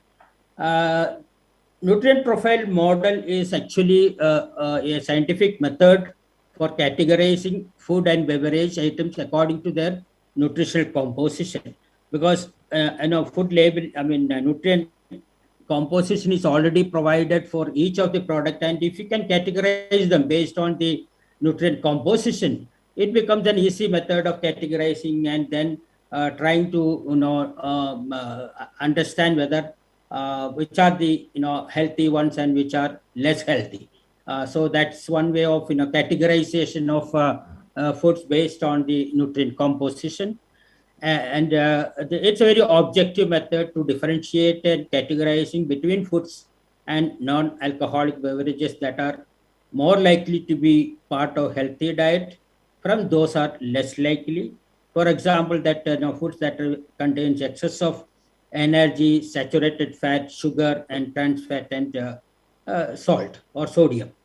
And also nutrition profile model based on category-based system is easier to adopt and modify rather than the score-based system. Next one.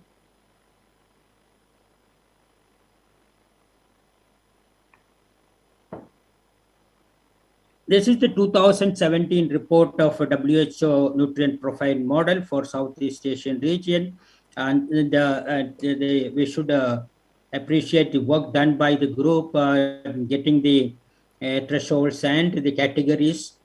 In this document, you will find the 18 product categories with the 25 different thresholds covering about 115 subcategories, and it gives it. I will show you an example, and they are aligned with even the codex. So codex actually provides 15 categories, and there are subcategories. So most of the global food product categories are based on codex, and it probably is easy for countries to adapt based on their own countries' food product categories. For India, FSSA, they have actually a document that is FSS Food Product Standards and Food Additives 7th Amendment Regulation 2016, which gives actually 16 product categories with 29 different thresholds covering about 115 categories. And we used actually compared category-wise thresholds of nutrients finalized in line with the WHO Southeast Asian region nutrient profile model. I will show you the examples, and there are certain exemptions because they are used either as a culinary ingredient or fresh products, raw materials, or products that are not consumed directly. They are exempted from labeling, and those who are which are actually having the profiling done and also categorized, they will be subjected to the FOPNL. Next one.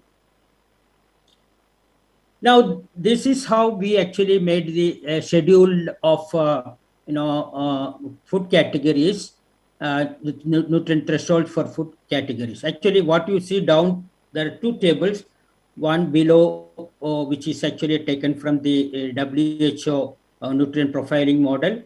It has actually the category given, then some examples are given, the food codex food category is given, then the thresholds of different nutrients are given along with energy. You have the total fat, then saturated fat, total sugar, added sugar, sodium, and energy. These are all given for 100 grams, or if it's a liquid, it is for 100 ml. And now you can see certain are in certain other nutrients, the thresholds are not given, but in total fat, where actually the thresholds are given most of the places, and also the total sugar and also the added sugar. Now, for India, we actually, when we made the nutrition profile model, we adopted less than 10% of added sugar as the threshold for sugar, and less than 10% of energy for saturated fat as the limit for threshold for saturated fat for considering it as HFSS. Above that is considered as HFSS. And there was no limit given for total fat or the total sugar. So we actually adopted these values, whatever is given in the food category suggested by WHO, adopted it and integrated into our food category system and made the Schedule 1 for nutrient thresholds for food categories. This is how we made it, the nutrition profiling and the thresholds for different foods. Next one. But this led to a lot of issues and concerns by stakeholders. I mean, when we actually released the document, I mean, the most of the comments we received from the industry, because they were not liking probably the red color itself, because it shows the danger. And in the front of pack, when you see so many red colors, I mean, it is a warning label, and nobody likes it. Then the second was the threshold. According to the industry, it's very restrictive, and no scope for reformulation. That's what they are suggesting, because it is probably the minimum that is probably taken as the threshold, based on the evidence that is available, based on systematic meta-analysis and systematic reviews. Then thresholds are theoretical and no allowance for technological necessity was provided. Thresholds are not based on contextual market survey and country-specific limits. That's another comments they made, because they wanted thresholds for salt, sugar, and fat should be made taking into consideration current level of salt, sugar, and fat in food categories having majority market shares of packaged food. I mean, this is like they want more of their data to be used and fix the limits. But when there is no regulation in place, it's very difficult probably for anybody to adopt this, because which level you take, even if you take a distribution, it's very difficult to fix a limit. Then there are concerns about total sugar, free sugar, added sugar. I mean, free sugar and total sugar is the same, but added sugar is different. So they wanted, I mean, it's very difficult to differentiate between added sugar and total sugar. So finally we came to only total sugar. Then consideration of portion size. I think this was raised in the previous discussion also. They were more happy to have portion size, because probably it's very easy to adopt or manipulate the portion size and make it FOPNL favorable. Then from consumer representatives, they have consented for most of the regulatory aspect, except for they were wanting salt instead of sodium and sparta, because common man knows salt, not sodium. And then they were actually wanted both total sugar and added sugar. Again, it's very difficult to comply with. Then total fat and saturated fat. This also is it's probably possible, but it increases the compliance issues. Then the compliance period. They are wanting more than a reasonable time for making it mandatory. That's another issue we faced. So next one. Anyway, this was our effort on making the FOPNL probably wasn't successful, and there was a lot of pressure from ministry, and that made again constitute a working group to look into the issues of the industry and the consumers and to suggest a solution to it. So another working group was constituted. This was actually during the COVID time, and most of the meetings was conducted virtually. And also the FSSI instituted a market study, because that was one of the demand from the industry on nutrient, fat, sugar, and sodium threshold study in packaged food. This was given to a private organization. They also, instead of taking 6 months, they took more time to complete the study because of COVID. They were able to collect about 1,306 samples representing 36 food categories and 30 companies, and they gave us the nutrition profile of all these things. Based on that, we actually modified the threshold, and then with the modified threshold, there was another committee constituted, which is known as consultative group, to arrive at a consensus. So I think it's very difficult for a consumer to accept a market study, because it is something based on the existing level of nutrient level. So it becomes always it will be more than what is being proposed by the WHO. So we were not able to get any consensus on the levels. The consensus on nutrient to be included and categories, and exemptions were there was consensus. The nutrient consented for inclusion in the FOPNL, where of course energy was part of it, then total sugar, saturated fat, and sodium. I mean, these are the four nutrients that finally agreed by the consultative group. And also the category wise, I think there was good agreement, and the exemption limit also, they wanted some change, but overall they agreed on this. But there was no consensus on threshold proposed by the working group or the form of FOPNL. So at another meeting was held with all the stakeholders, and they all agreed to conduct an independent study by a reputed institute on the FOPNL model. So this was given to, next one please, Indian Institute of Management. Next one, next slide please. Ahmedabad. Yeah. This is a very prominent institute and a good institute. So there was no issue of the both all stakeholders to agree for it, because it becomes easy for them to understand the study and then agree for the results. Next one please. So the objectives were very clear.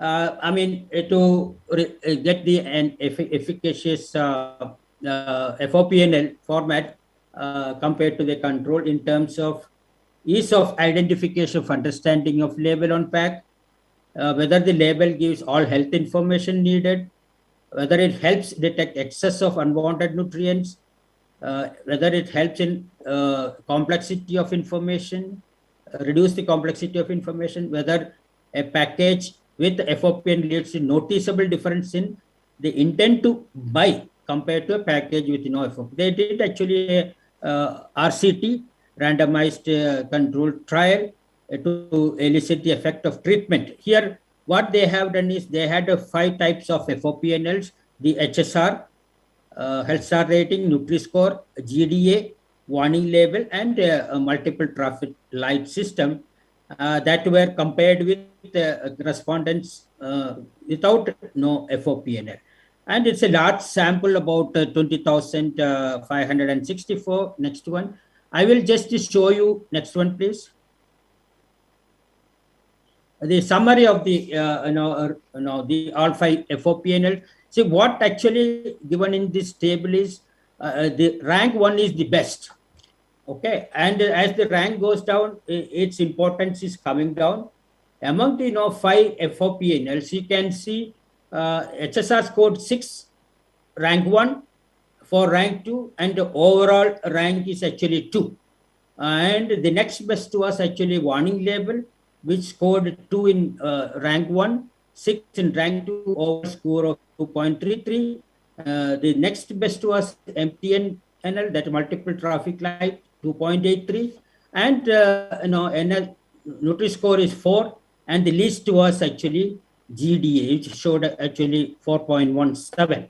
And the mean differences of HSR with warning label as well as M are very significant. So there is clear indication that HSR, the star rating system, may be more suitable for our country. Next one, please. So the final milestone for us was, taking this in forward, the star rating, which I showed you the initial this thing, and we actually made the draft regulation, and it was Gazette notified, and we actually got the system in place now. Next one. I don't want to go into the the next one, please. Yeah, this is actually overall we actually adopted the WHO population nutrition intake goals of saturated fat less than 10%, free sugar less than 10% of total energy, and sodium intake of less than 2 gram per 2000 kilocalories. The other things we actually, the WHO recommends eating of at least 400 grams of fruits and vegetables to reduce the risk of non-communicable disease and ensure an adequate intake of dietary fiber. So, and this actually, it became part of our scoring system. This inclusion of certain amount of fruits and vegetables and nuts, legumes. We included even millets because India is promoting millet consumption, and it is become part of our food system now. And it's International Year of Millet, so we are consciously promoting this, and it is considered to give a positive value to the product. Next one. Yeah, so we defined the two categories solely, solids and liquids, and the thresholds are based on WHO's population nutrition intake goals recommendation, then global FOPNL implemented systems, and the Indian dietary guidelines. And this is based on algorithms. So there are cutoffs of for beverages and foods, and there is positive nutrients. A minimum is given 10% value, and for fruits and vegetables, and nuts, legumes also 10%, and fiber 8 and protein 8. They will all give positive points, and these are all negative points. Overall, when there is a scoring system which actually allow you to calculate the INR.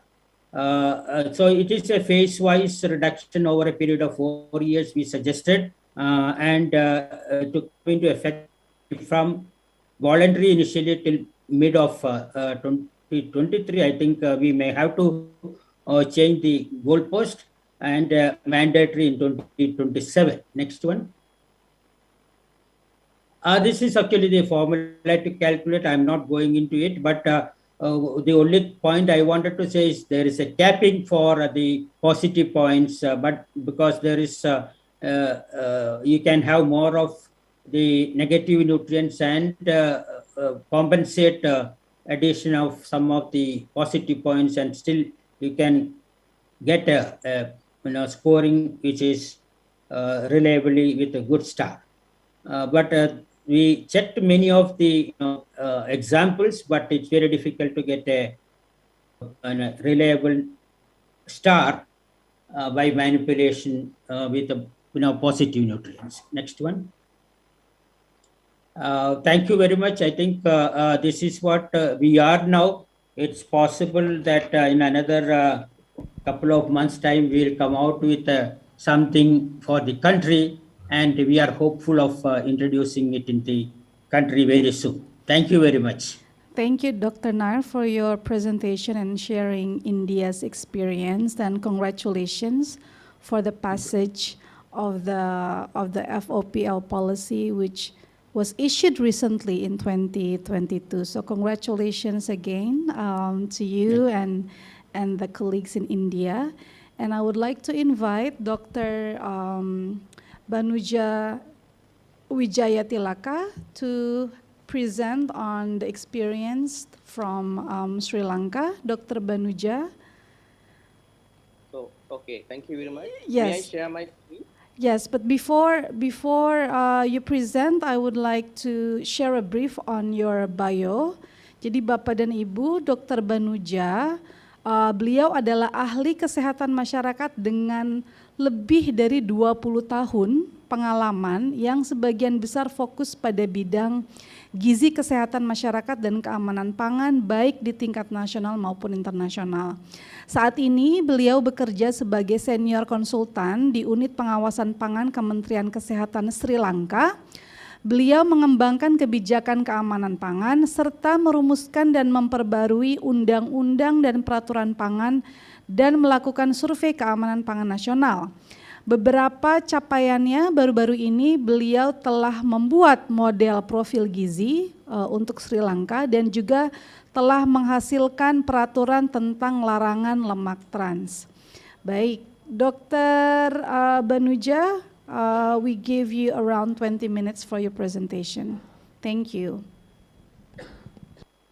Thank you very much for your kind introduction. And my voice is clear and my presentation is clear? Very clear. Thank you very much. So I'm going to, first of all, I would like to thank the Indonesian team as well as the WHO, Dr. Angela, and our Sri Lankan WHO country office for giving me this opportunity to share my experience with regards to the existing front-of-pack labeling system as well as some related important areas related to the front-of-pack labeling.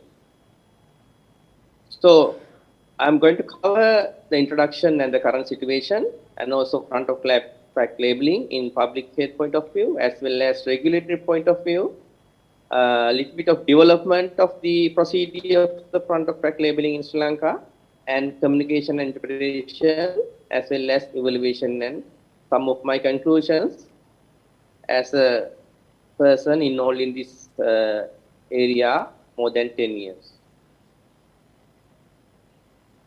So Sri Lanka uses traffic light. So this introduction, Sri Lanka uses traffic light labeling as a front-of-pack labeling system. And it's mandatory, that's very important. It's mandatory by law under the Food Act. So everybody has to obey for that.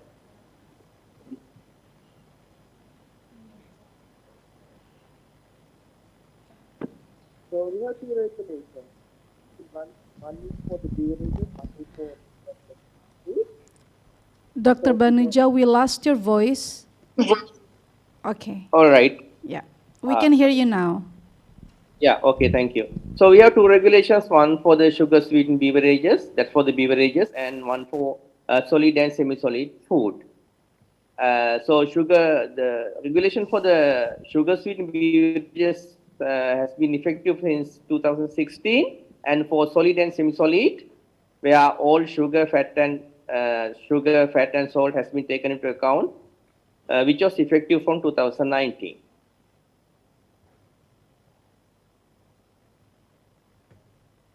So this is the current situation with regards to the sugar front-of-pack labeling with regards to the beverages. So you may see that it's been implemented and it's mandatory. So they have to put this traffic light labeling system in all sugar sweetened beverages. Actually, initially we have excluded the milk-based product simply because we wanted to promote milk and milk-based product. Therefore, we don't want to, because milk anyway contain natural sugar.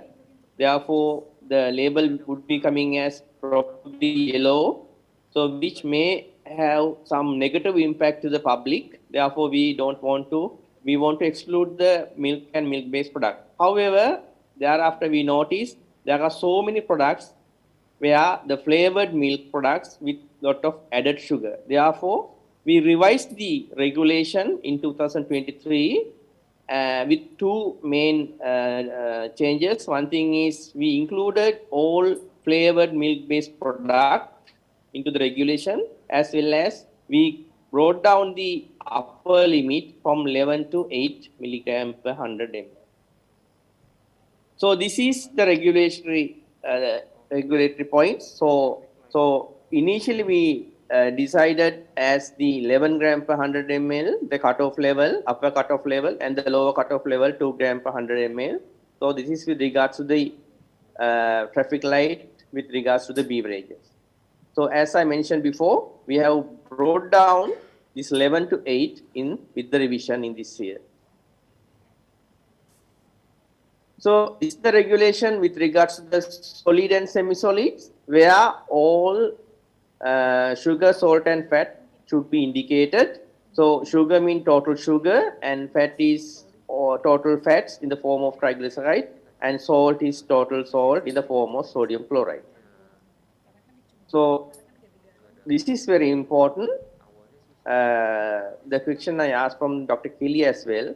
So we have taken the cutoff as gram per 100 gram or gram per 100 ml, which enable a comparison.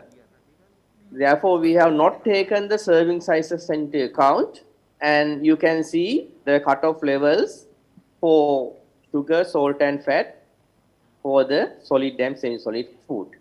So you may see that perhaps the levels are quite high, but the agreement was to reduce gradually. So I will explain more there on when the development process. So if anyone is interested in looking at more detail, so these regulations are available in our official website. So you can search our Food Control Administration Unit, Ministry of Health website. You can see all these regulations are available. Okay. So front of pack labeling in public health point of view, actually why do we wanted to bring such regulation? So this is the scenario 10 years before approximately. So childhood obesity was a real problem, and it has been increased almost double from 2007 to 2016. So this is the school age going children. And also overweight, obesity, and non-communicable diseases, especially diabetes, are growing problem in Sri Lanka. And also in the global evidence proved that the intake of sugar-sweetened soft drinks has been reported to be associated with an increased risk of type 2 diabetes. In the meantime, overall, 82% of Sri Lankans adolescents consume sugar-sweetened soft drinks once weekly or more often. And also we have noticed that Sri Lanka's total soft drink market is very huge and is worth around $80 million and is fast growing. Therefore, we wanted to have some kind of control. Therefore, accordingly, we started thinking of developing front of pack labeling. So front of pack labeling system is for consumer awareness. So empowering consumers to make informed food choices. And also important, we have to make clear that public it's to make a demand for better food within the category. So not to compare different categories such as vegetables and processed food. I think it's maybe understand point is very valid, important. So traffic light system or whatever the front of pack labeling should be used to compare the food items within the category. So accordingly, government expects food manufacturers to come up with more better, healthier food options with new food formulation. So during the process of development, we actually considered several front of pack labeling system has been taken into consideration during the process of development. So development in brief. So globally, many front of pack labeling systems are operating. Color coding is one of the system. So each system has its own advantages and disadvantages. So as mentioned before, several front of pack labeling systems have been considered. Finally, actually the traffic light labeling system has been selected following several interactive discussions with many stakeholders, including food industry. So where we have considered the evidence, available evidence, the effectiveness, as well as the impact, the public health concerns, as well as industrial concerns. However, we knew that color coding, especially when they are coming in combination, could be misleading to the consumers. So this could be the main disadvantage with this multiple traffic color coding system. So process was led by the government, as highlighted by the Dr. Kelly as well. So this has to be government led, but with the participation of the all key stakeholders, including the industries. So nutrient profile model we have already developed has been taken into consideration when we design the cutoff levels for fat, salt, and sugar, which has been considered fat, salt, and sugar as this NCD burden. However, the gradual reduction of cutoff levels was agreed by both government and industries to safeguard the public health as well as to minimize damage to the industries. Therefore, final target is to reach the cutoff level recommended by the nutrient profile model. So gradual reduction is something we agreed from the both parties, not to straight away go for the very stringent levels, which could lead to very negative impact and to the industries, which really we don't want to do also. So we want to prevent public health as well as the industries, because industries is one of the, we have to consider them in the economic status when the economy of the country is concerned. So we have to go into balanced decisions. So thank you very much for the previous speaker. I don't want to explain what is this nutrient profile model is. However, this is the nutrient profile model which has been adapted specifically for Sri Lanka, and we have 18 categories and we have threshold levels for each category for total fat, saturated fat, total sugar, added sugar, sodium and energy. So these are the other system, front of pack labeling system, which has been considered during the process of development. So we have considered this healthy logo system, which provides only positive evaluative judgments. And the main disadvantage is there is no limit of consumption when a food is endorsed as good. You can understand that when we say something, when government endorse some food item as a good or a healthy food item, there is a risk that people think that it's something to be eaten as much as possible. So that risk is there. Therefore, we don't want to go for that. And we consider the warning labels. This provides negative evaluative judgments. Therefore, the risk of overconsumption can be excluded. And also, this has been considered as one of the best options. But we couldn't bring this on board because there are so many pressure from the industries, and there are some other concerns as well. Therefore, we selected the traffic light system. So, to see the front of pack labeling in regulatory point of view, so everybody knows that front of pack labeling does not prevent or prohibit marketing of any food item. However, as I mentioned before, it could have some negative impact on industries, which are in turn influence of the economy of the country. Therefore, stakeholder concerns, especially the industry concerns, are very important. However, this is very important. The final decision must be taken by the government, giving priority for the public health issues, with considering the concerns of the food industry. And also, knowing conflict of interest should be involved when decision making. And also, it's very important to have a mandatory food front of pack labeling system to get the fullest benefit. So this is something which is not implemented, but the discussions went on. So even though front of pack labeling system is not to prohibit or not to ban any food items, it could be used for in special cases to control the food items availability. So it has been identified this front of pack labeling system is a good basis or platform to control marketing of food items at special places such as school premises. So accordingly, as example, so following decisions could be considered. It depends on the country concerns. So as example, any food item with red front of pack labeling can be prohibited marketing at school premises. So these are some suggestions and some discussions went on, and just to share my experience with you. So this is very important.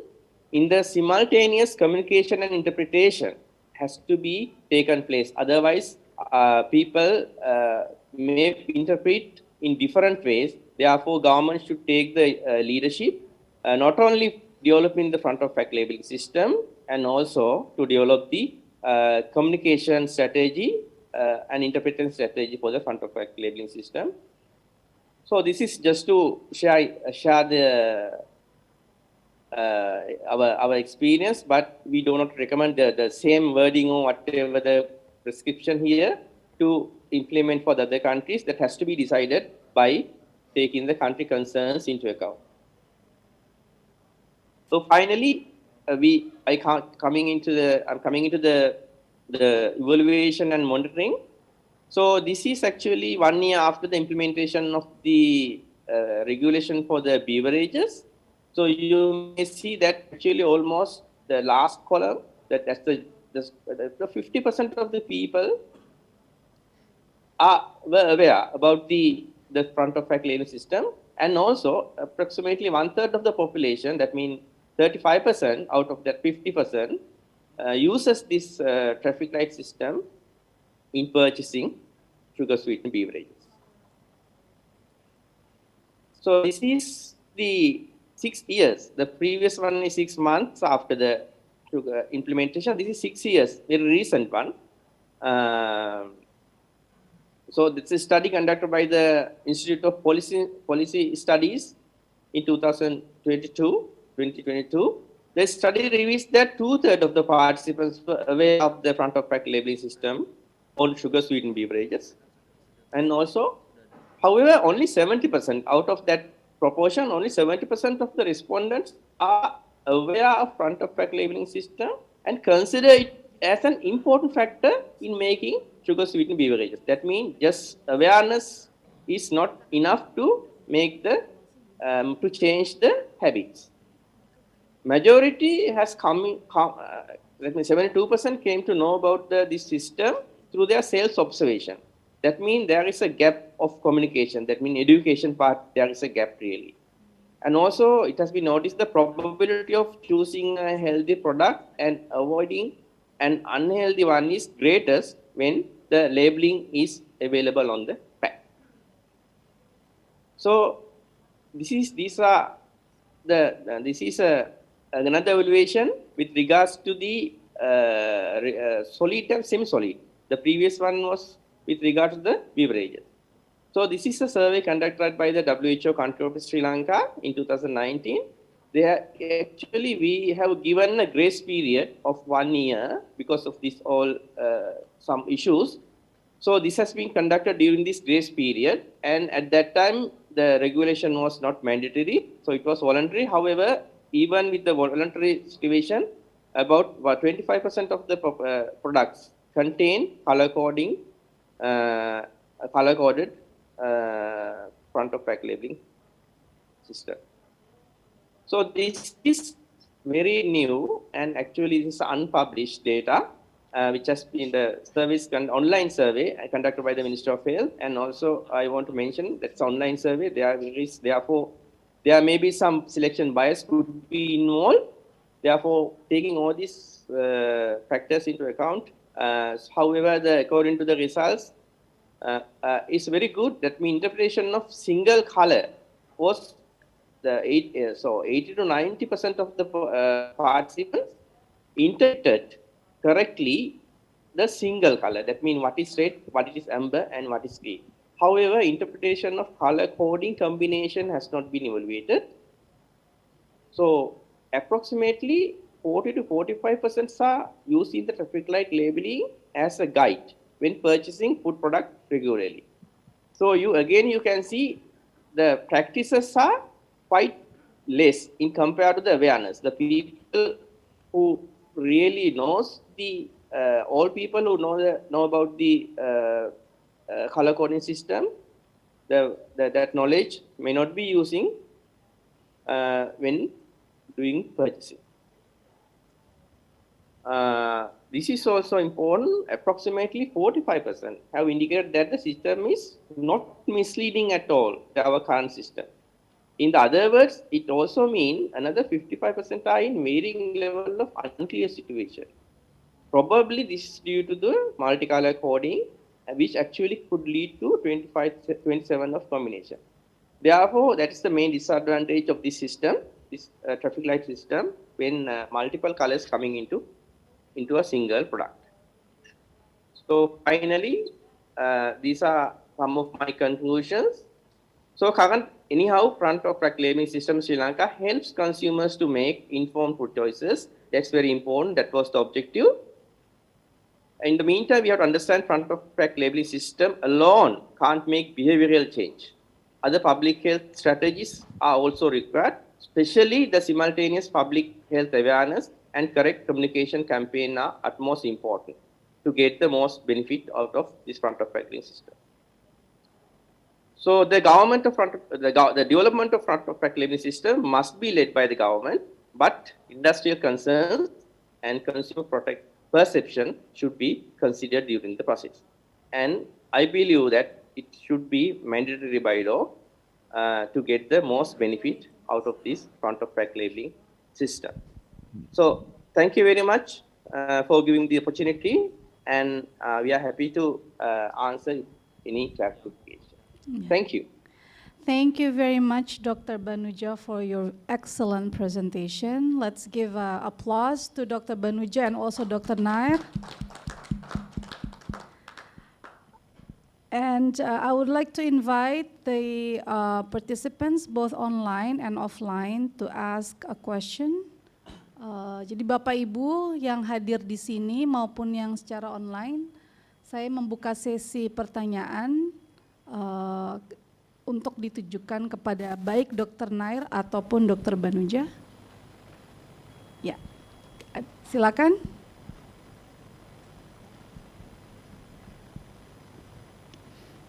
Sebutkan nama, dari institusi mana, dan juga pertanyaannya ditujukan kepada siapa.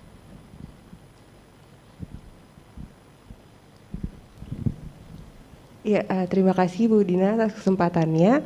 Perkenalkan, nama saya Salsabila Nadine dari Badan POM. Izin untuk bertanya kepada Dr. Banuja yang dari Sri Lanka. Terima kasih sebelumnya atas presentasi yang sangat komprehensif. Izin saya bertanya dalam bahasa Indonesia terkait dengan kewajiban untuk pencantuman color coding label. Kami juga baru tahu bahwa ternyata untuk di Sri Lanka ini sudah diwajibkan untuk pencantuman color coding seperti ini.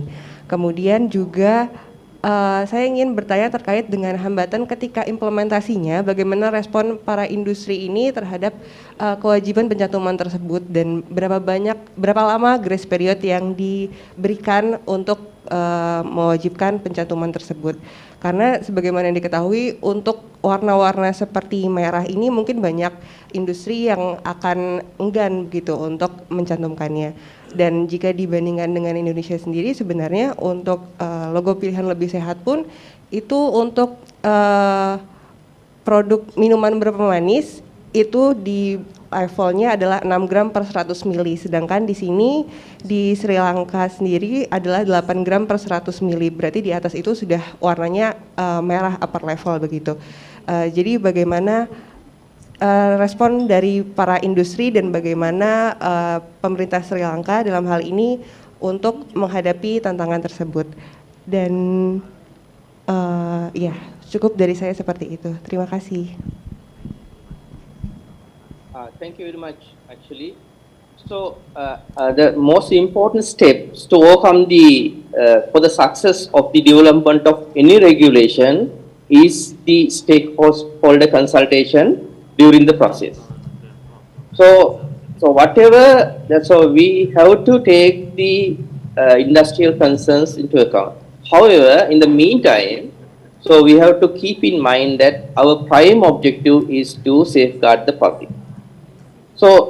Therefore, in most instances, definitely there is a resistance, but with constructive arguments. So we can come into, most probably, into a middle point. As an example, where in the traffic light system, we really wanted to, the goal stat would be to set the targets, set the cutoff levels within, which are in line with nutrient profile model, which are very stringent. So, but their request was, the industry's request was, okay, they accept that this is something necessary for the country. However, shall we go in gradual reduction? That means, shall we start fairly acceptable, high level but acceptable level, and we gradually come down. We gradually stringent the levels as we go on. So we all agree into that decision. So that's the way actually we have to overcome the. So we have to harmonize. There must be some harmonized agreement during the process of development. And so then it wouldn't be a problem to come. That means when we have an agreement during the process of development, it's not that difficult to bring regulation. So this is applicable for all regulations. With the transport also, we have recently brought the transport regulation where we had a lot of consultation, and so they finally accept. So this is something really necessary for the country. Yeah, that's it. Hope I explained your answer, question. Ya, baik Pak. Terima kasih atas jawabannya.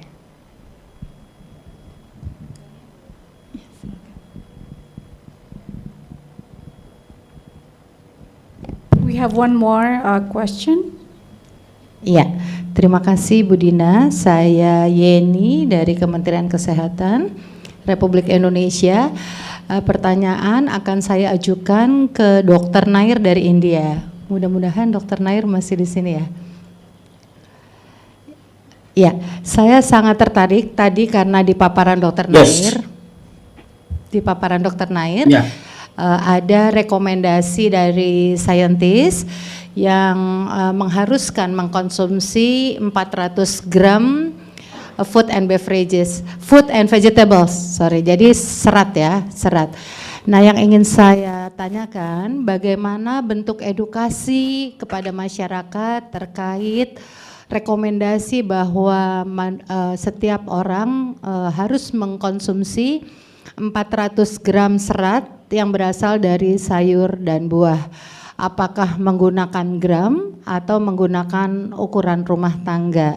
Seperti itu. Terima kasih. Yang sudah diimplementasikan di India. Terima kasih.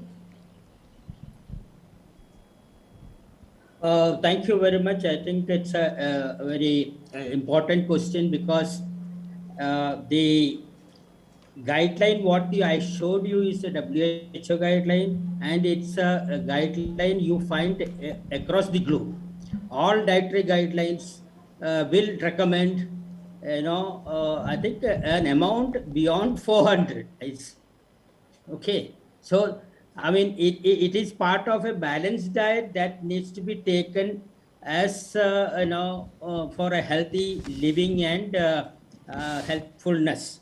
Now, the question is how you make people take that much and make available. I mean, there's a lot of issues with availability of fruits and vegetables to each household, and making it economically viable, and they are perishable. So all these issues have to be taken care. We are now talking about processed foods. I mean, the issue here is how can you make the dietary guidelines as part of the processed food system.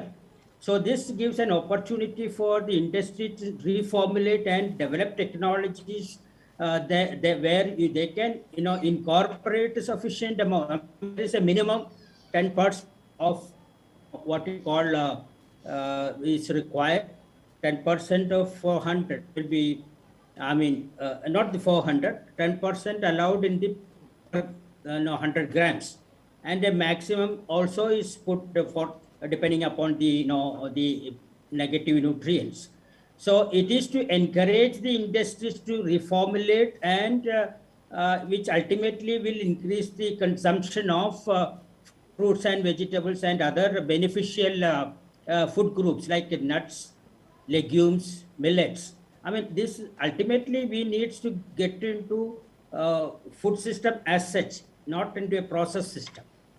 I mean, process system always have its disadvantage, and we are commenting this as grains, that's nuts, legumes, and millets, not processed one, including in the processed packaged food. So the definition of what goes into processed food has to be again as close as a natural system so that it gets the positive benefits. I mean, increasing the availability of fruits and vegetables in the country is maybe it's a bigger question that needs the government to think about. Ultimately, we are all aiming for that. It requires time and effort, and the agriculture, nutrition interface, and sustainable development. We are all working on it. Probably, I mean, we all want that to be as part of our dietary habits rather than processed food. So let us hope we will achieve that in near future. Thank you very much. Ya, baik. Terima kasih Dr. Nair atas tanggapannya. Ya, Bapak dan Ibu, apakah ada pertanyaan lagi dari forum atau dari Zoom yang ingin ditanyakan kepada Dr. Banuja ataupun Dr. Nair? Ya, silakan Pak Aris dari Kementerian Kesehatan. Ya, terima kasih. Saya ingin bertanya dengan teman Sri Lanka. Saya tahu Sri Lanka ini adalah negara yang sangat bijak mengelola sumber daya terbatas dalam meningkatkan sistem kesehatannya. Jadi kita perlu belajar dari mereka mengenai hal ini. Tapi yang ingin saya tanyakan, bagaimana Anda memutuskan untuk menggunakan sistem traffic light on the back, ya? Nah, jadi kenapa Anda memilih sistem ini daripada sistem lain? Terus bagaimana Anda ini kepada Dr. Banuja, ya? Jadi bagaimana Anda meyakinkan publik, ya, terutama publik yang ada di parlemen untuk mau mendukung keputusan yang diambil oleh Kementerian Kesehatan di Sri Lanka ini menggunakan sistem ini, dan berapa lama Anda membutuhkan meyakinkan seperti ini? Terima kasih.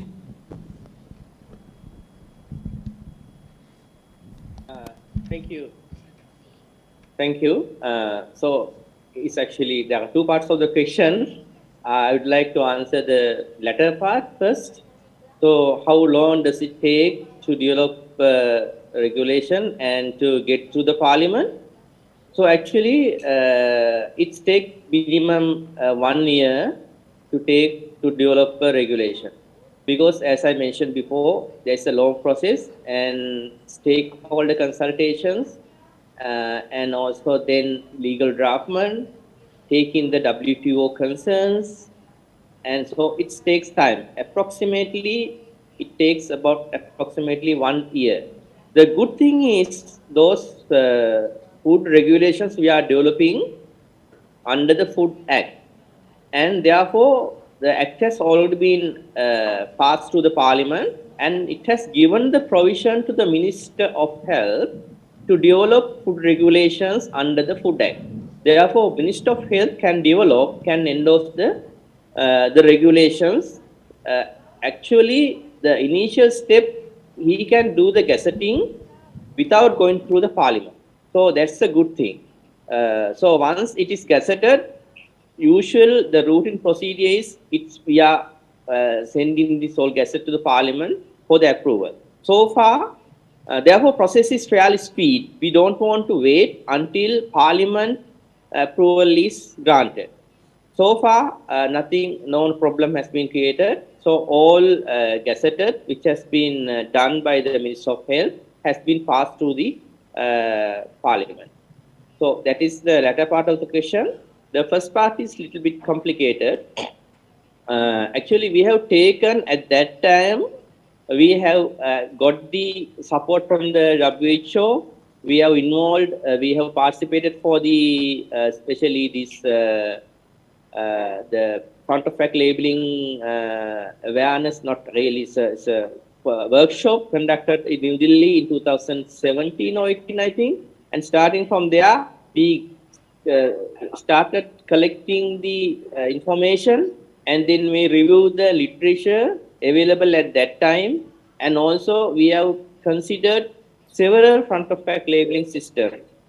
As I mentioned before, we have considered the endorsement logos and also warning labels, and each has advantages and disadvantages. Therefore, finally, this has been decided with the multi-stakeholder forum, but led by the government.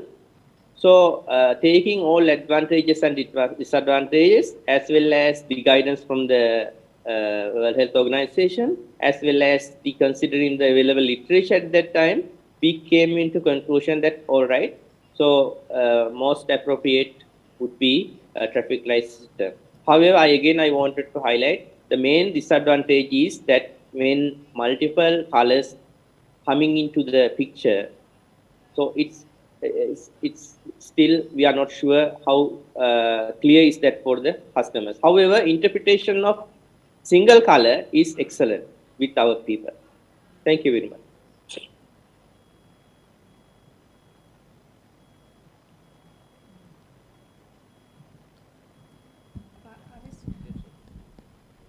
Thank you very much, Dr.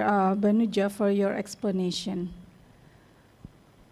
Do we have any other questions? In YouTube?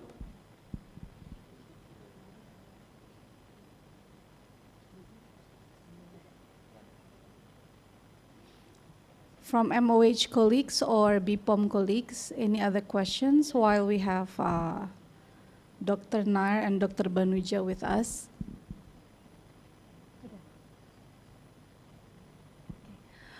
All right, Dr. Banuja and Dr. Nair, thank you very much for, again, for your presentations and for sharing the experiences of Sri Lanka and India on how you have developed, implemented, and evaluated the FOPL policy. It was indeed an honor for us to have you. Again, we thank you, and also applause again for our two resource persons. If we have further questions, Dr. Nair and Dr. Banuja, please, if you don't mind, perhaps our colleagues in MOH and also WHO Indonesia will try to reach out to you. I hope you don't mind.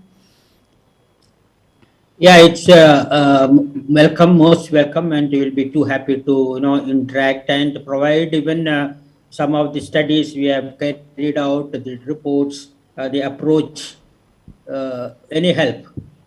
It's unconditional support is there. Sure. Yeah, I am also the same. So yeah, happy to provide any sharing of experience with the Indonesian Ministry of Health. Thank you. Thank you very much again, Dr. Nair and Dr. Banuja. And with this, I will close the session. Bapak Ibu, saya akhiri diskusi kita pada sesi 2 ini. Jadi tadi sudah banyak sekali poin-poin yang kita dapatkan dari kedua narasumber. Cuma ada satu benang merah yang saya tangkap dan penting untuk kita catat, bahwa untuk efektif front of pack labeling policy ini memang sebaiknya harus bersifat mandatory ya. Jadi kalau kita lihat tadi di India itu ada berproses, awalnya voluntary tahun 2022, tapi kemudian diberikan grace period sehingga pada tahun 2027 FOPL ini akan bersifat wajib atau mandatory. Begitu pula di Sri Lanka, kebijakan front of pack labelingnya juga bersifat mandatory. Mungkin ini yang bisa kita bisa kita catat untuk perbaikan kebijakan labeling kita di Indonesia, berhubung saat ini kita masih menerapkan healthier choice logo yang tadi sifatnya adalah interpretif dan juga non-interpretif, yaitu JDE monokrom. Nah, berharap bahwa masukan dari para ahli, baik dari sesi 1 maupun sesi 2 itu bisa menjadi masukan bagi kita semua, bagi pemerintah Indonesia dalam memperbaiki kebijakan labeling di Indonesia. Dan satu hal lagi yang ingin saya catat, 2 hal yang saya temukan baik itu di India maupun Sri Lanka. Jadi sebelum mereka memberlakukan kebijakan-kebijakan tersebut, yang paling pertama dilakukan adalah tentunya membuat nutrient profile modeling ya. Dan ini yang saya rasa Indonesia belum miliki gitu ya, belum buat. Ini mungkin menjadi PR untuk kedepannya agar Indonesia bisa menuntaskan atau menginisiasi nutrient profile model sehingga ini bisa menjadi feed untuk kebijakan labeling ke depannya. Mungkin itu saja yang bisa poin-poin yang bisa saya tekankan pada sesi kedua hari ini, dan saya ingatkan kembali bahwa Kemenkes memang berencana akan melakukan pertemuan atau workshop lintas sektor di bulan Agustus insya Allah, yang kita akan mengundang lebih banyak sektor di luar dari kesehatan ya, di luar Kemenkes dan Badan POM. Jadi tentunya mungkin dari Kementerian Perindustrian, Perdagangan, Keuangan, dari Bappenas, dari BSN itu akan kita undang. Sebagaimana tadi yang Dokter Banuja dan juga Dokter Nair sampaikan, dibutuhkan adanya stakeholder consultation. Terima kasih banyak atas perhatian dan partisipasinya Bapak dan Ibu, dan juga kepada para narasumber. Saya akhiri sesi kedua pada pagi ini dan saya kembalikan kepada moderator. Kepada MC deh, kemarin saya kebalik terus, kepada MC Mbak Gadis. Baik, terima kasih banyak Ibu Dina sebagai moderator atas sesinya, dan juga kepada Dr. Madhavan Nair serta Dr. Banuja Wijaya Tilaka atas sesi mengenai penerapan dan pengembangan kebijakan pelabelan makanan terutama di negara India dan juga Sri Lanka. Melalui sesi tadi tentunya kita semua bisa mendapatkan perspektif baru terkait bagaimana proses pengembangan dan juga penerapan kebijakan pelabelan makanan di negara lain. Selanjutnya, berlanjut ke mata acara selanjutnya yaitu sesi ketiga, di mana kita akan mendengarkan tanggapan dari perwakilan Kementerian Kesehatan Republik Indonesia dan juga Badan Pengawas Obat dan Makanan mengenai pelabelan pangan untuk Indonesia. Dan untuk sesi ini akan dipimpin oleh Ibu Lili Luciana selaku moderator pada sesi ketiga. Baik.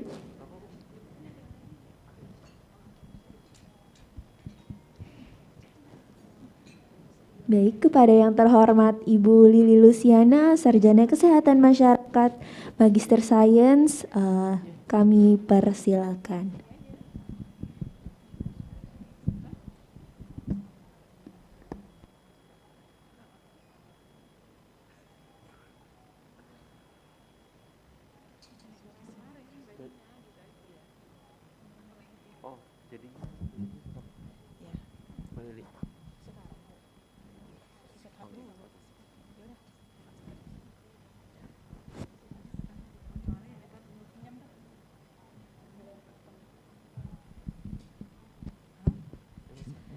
Ya, terima kasih Ibu Gadis selaku MC pada hari ini. Bapak Ibu, setelah kita mengikuti sesi kedua, ke-1 dan ke-2 pada hari ini, selanjutnya kita masuk ke dalam sesi ketiga, yaitu memberi tanggapan tentang reformulasi pangan untuk Indonesia. Kami persilahkan kepada Bapak Ibu yang ada di forum dan di Zoom, kami persilahkan memberi tanggapannya untuk materi pada hari ini. Terima kasih. Silakan.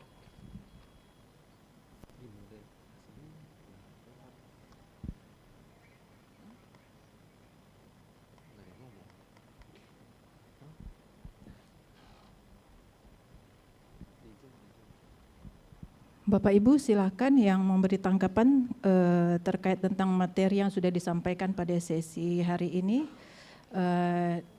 Bapak peserta yang dari Zoom.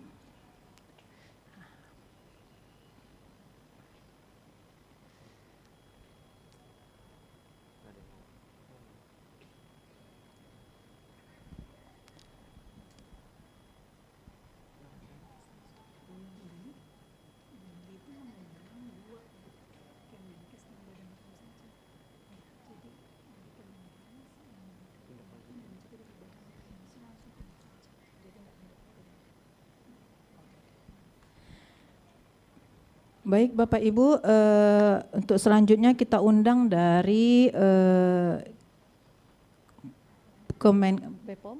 BPOM dulu untuk memberikan tanggapan tentang terkait materi yang telah disampaikan. Kami silakan dari BPOM. Oh melalui Zoom? Oh baik. Ya, dari Zoom Ibu kasih, Ati. Bu. Ya silakan Ibu Ati beri tanggapannya Bu. Ya, terima kasih Bu Lilik.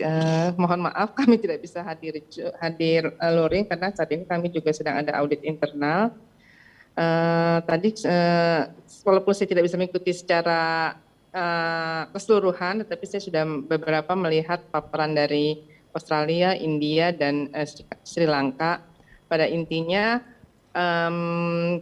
kami juga belajar dari paparan narasumber bahwa tadi kan sudah disebutkan terkait penerapan beberapa FOP NL di Australia, di India pun saat ini kalau tidak salah juga baru saja melakukan survei ya terkait FOP-nya karena sudah ada dokumen terbarunya dapat juga, dan kemudian belajar juga dari Sri Lanka yang menerapkan mengenai FOP NL yang traffic light.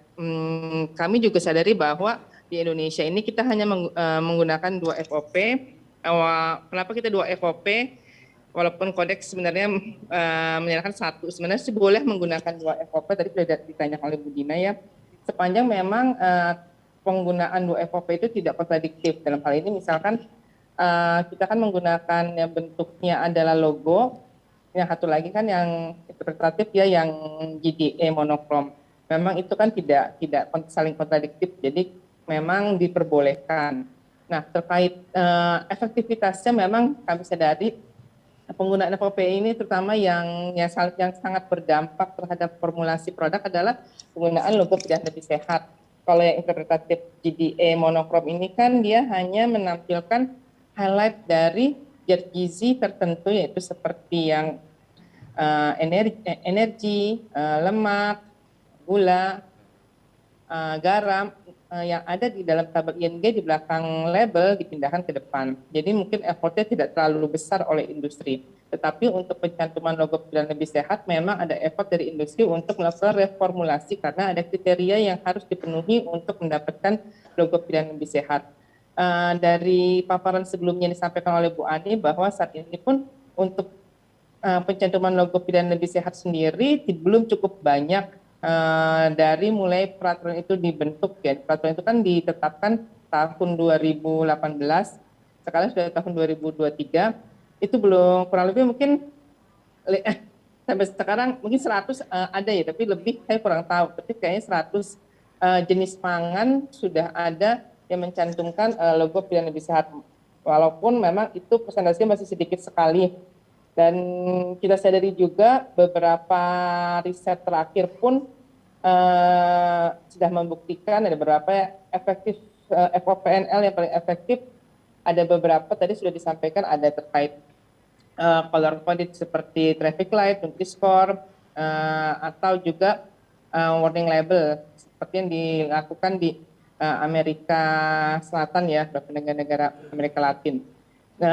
Dan tahun ini pun kita rencananya ingin mereview kembali terkait implementasi FOPNL ini, dan rencananya memang kita akan melakukan survei sebagai materi disampaikan oleh paparan narasumber.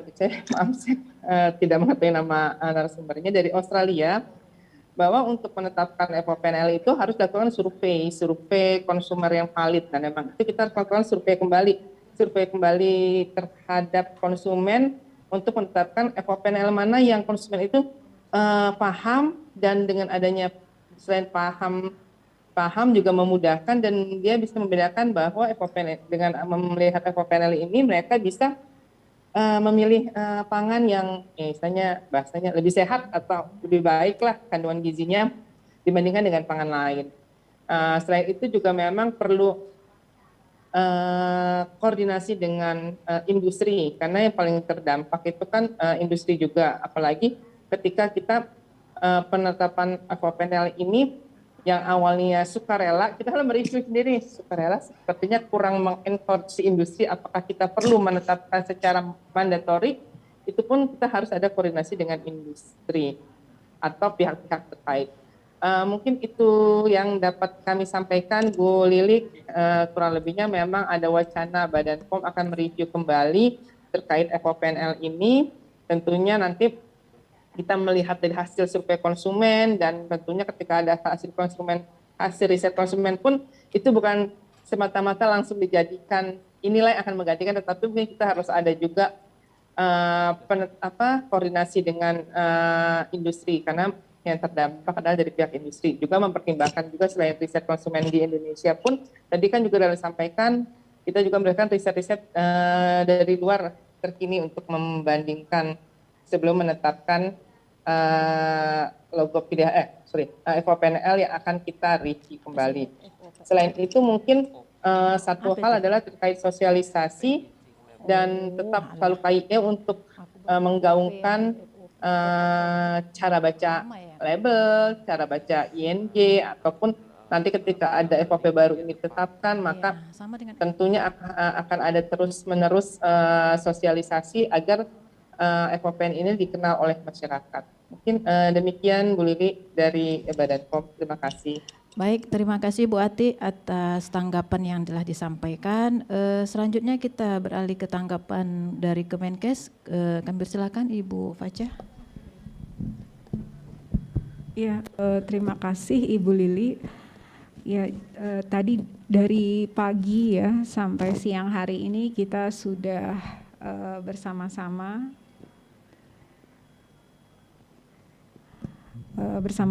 mendengarkan para narasumber untuk hal pelabelan makanan gitu ya, pelabelan makanan yang tadi disampaikan memang untuk pangan olahan ya, pangan olahan. Jadi pelabelan untuk pangan olahan, belum pangan siap saji gitu. Untuk pangan olahan memang tadi disampaikan banyak sekali tahapan-tahapan yang pelabelan pangan olahan, tahapan-tahapan yang memang harus dikerjakan gitu ya.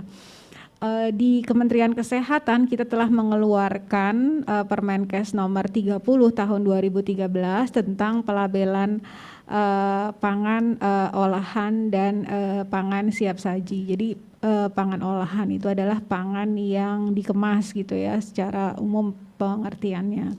Sedangkan pangan siap saji itu pangan yang ada di restoran yang dimasak kemudian disajikan siap dimakan, tidak perlu dikemas gitu ya. Nah, untuk pangan olahan ini di dalam Permenkes itu selain ada mandatori atau kewajiban dari semua produsen pangan olahan untuk mencantumkan informasi nilai gizi, juga ada pelabelan yang sifatnya mungkin nanti masih voluntary ya, masih belum diwajibkan gitu, karena memang FOPL ini atau pelabelan ini memang perlu kita evaluasi lagi seperti yang tadi Badan POM sudah sampaikan. Kalau dari Kementerian Kesehatan di dalam Permenkes 30 itu FOPL-nya itu yang dikeluarkan adalah logo layak sehat ya. Jadi best choices gitu. Dia ini layak sehat karena kandungan gula, garam, lemaknya itu sudah memenuhi syarat kesehatan. Nah, kemudian ada satu lagi labeling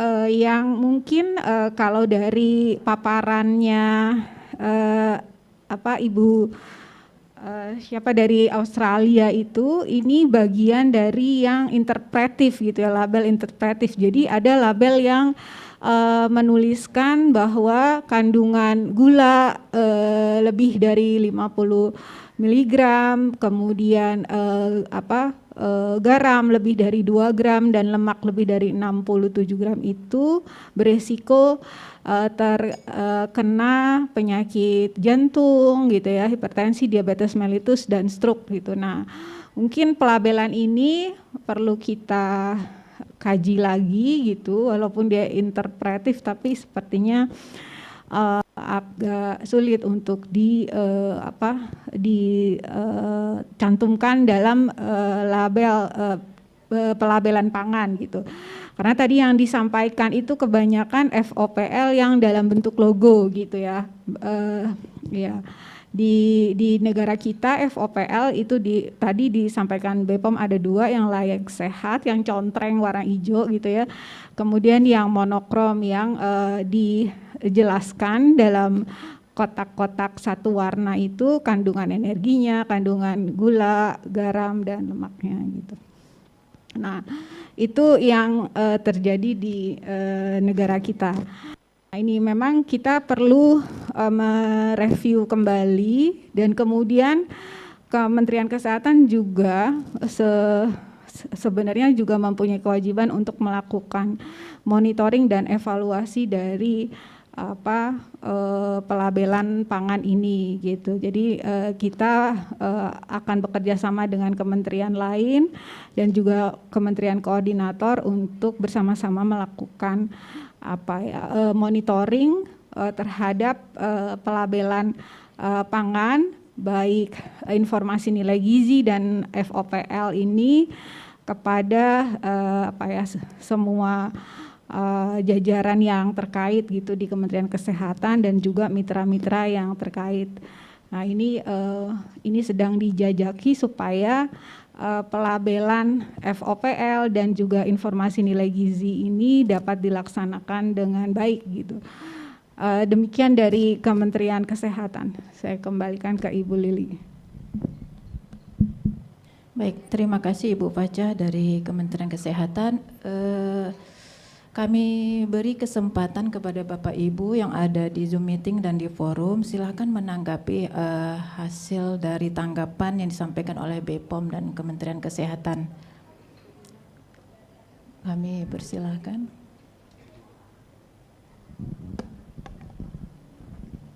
Terima kasih banyak Bu Lili atas kesempatannya. Ingin menanggapi dari tanggapannya Ibu Ati, Badan POM, dan juga Bu Faca. Pertama-tama Bu Ati, saya senang sekali mendengar bahwa Badan POM akan mereview ulang kebijakan FOPL yang saat ini telah diberlakukan. Jadi karena kan tadi kita mendengar ya dari paparannya Ichsan, di mana itu adalah hasil dari meta-analisis 100.000 jurnal ilmiah. Itu luar biasa ya, kurang evidence apalagi tuh 100.000 jurnal ilmiah. Di mana tadi salah satu temuannya bahwa endorsement logo yang salah satunya adalah logo pilihan lebih sehat, healthier choice, itu kurang efektif karena mengoverestimasi tentang kesehatan dari produk tersebut, dan juga tidak nge-refer jika produk tersebut dikonsumsi lebih dari portion gitu, itu tidak sehingga meng-underestimate seseorang untuk karena menganggap makanan ini sehat gitu ya, sehingga merasa aman untuk mengkonsumsi dalam jumlah yang banyak sekali. Padahal kalau jumlahnya banyak itu kandungan kalorinya lebih tinggi gitu kan tentunya. Kemudian juga Bu Ati, kalau misalnya memang tadi dikatakan bahwa Badan POM akan melakukan studi, kami dari WHO ini bersedia memberikan baik itu financial support maupun technical assistance jika memang dibutuhkan untuk melakukan survei atau evaluasi tentang efektivitas FOPL yang saat ini berlaku gitu, baik yang healthier choice maupun yang GDE monokrom. Jadi semoga kita bisa turut membantu gitu ya, baik itu Badan POM maupun Kemenkes dalam memperbaiki kebijakan FOPL. Mungkin itu saja Bu Lili. Untuk Kemenkes Mbak Dina ada lagi? Tadi dari BPOM ya. Bu Faca, ini diingatkan oleh Mas Ridho, saya hampir lupa. Bu Faca, ini kan salah satu action point yang perlu kita lakukan. Indonesia kan belum memiliki nutrient profile modeling, Bu Faca. Nah ini saya rasa hal yang sangat krusial Bu, yang harus segera dimiliki oleh Kemenkes. Tetapi memang tadi Mas Ridho menyatakan bahwa tupoksinya sebetulnya tidak berada di Direktorat PTM, tetapi di Direktorat Gizi gitu ya. Nah mungkin Bu Faca apakah bisa mendorong di internal Kemenkes, disampaikan kepada Pak Wamen, disampaikan kepada Pak Menteri gitu ya. Karena untuk kebijakan SSB ini Bu Faca, Kemenkyu kan juga menunggu sebetulnya threshold dari Kemenkes ini untuk takaran gula seberapa. Nah karena ini tidak ada, di Indonesia belum memiliki nutrient profile modeling tadi, akhirnya ya dari Kemenkyu itu masih mengambil referensi dari luar gitu ya, dari negara-negara lain. Jadi kalau nutrient profile modeling bisa diinisiasi, Bu Faca, ini tentunya akan membantu dan juga keterkaitannya dengan reformulasi pangan yang kemarin Bu Faca. Jadi kalau kita sudah menentukan nutrient profile modeling, itu bisa membantu ketika kita mereformulasi pangan-pangan yang ada di Indonesia. Mungkin itu Bu. Ya terima kasih Bu Dina. Kalau ya kita menyimak ya presentasi para narasumber hari kemarin sampai hari ini gitu ya. Terutama untuk yang reformulasi. Jadi menurut narasumber tersebut memang reformulasi itu harus dilaksanakan secara bertahap dan pelan-pelan gitu ya. Secara bertahap dan targetnya jelas gitu. Makanan apa yang harus kita formulasikan kembali yang sangat berkontribusi pada meningkatnya kasus PTM gitu. Nah itu memang harus kita identifikasi. Nah ini memang terkait dengan tadi nutrient profile di negara kita gitu ya. Atau nah itu kalau saya pelajari mungkin nanti kita kalau mau melakukan studi ini memang harus berkoordinasi dengan BPOM juga, dengan Direktorat Gizi dan juga dengan ini Badan Ketahanan Pangan gitu. Dan mereka kalau yang kita selama ini berkoordinasi sepertinya ya kandungan gizi atau kandungan nutrien itu dari setiap makanan itu sepertinya mereka punya gitu datanya gitu. Jadi mungkin nanti bisa data sekunder yang kita analisis gitu Bu Dina untuk bisa membuat suatu profil nutrien gitu yang memang itu kita butuhkan dalam membuat kebijakan reformulasi di GGL ini gitu yang memang sesuai arahan pimpinan kita berusaha untuk memulai kebijakan baru untuk reformulasi pangan untuk substansi gula, garam dan lemak gitu. Itu sih yang bisa saya dapatkan pelajaran dari hari kemarin sampai hari ini.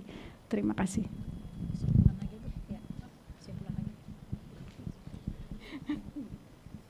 Baik Bu Baca, terima kasih atas tanggapan feedback ya dari Ibu Dina.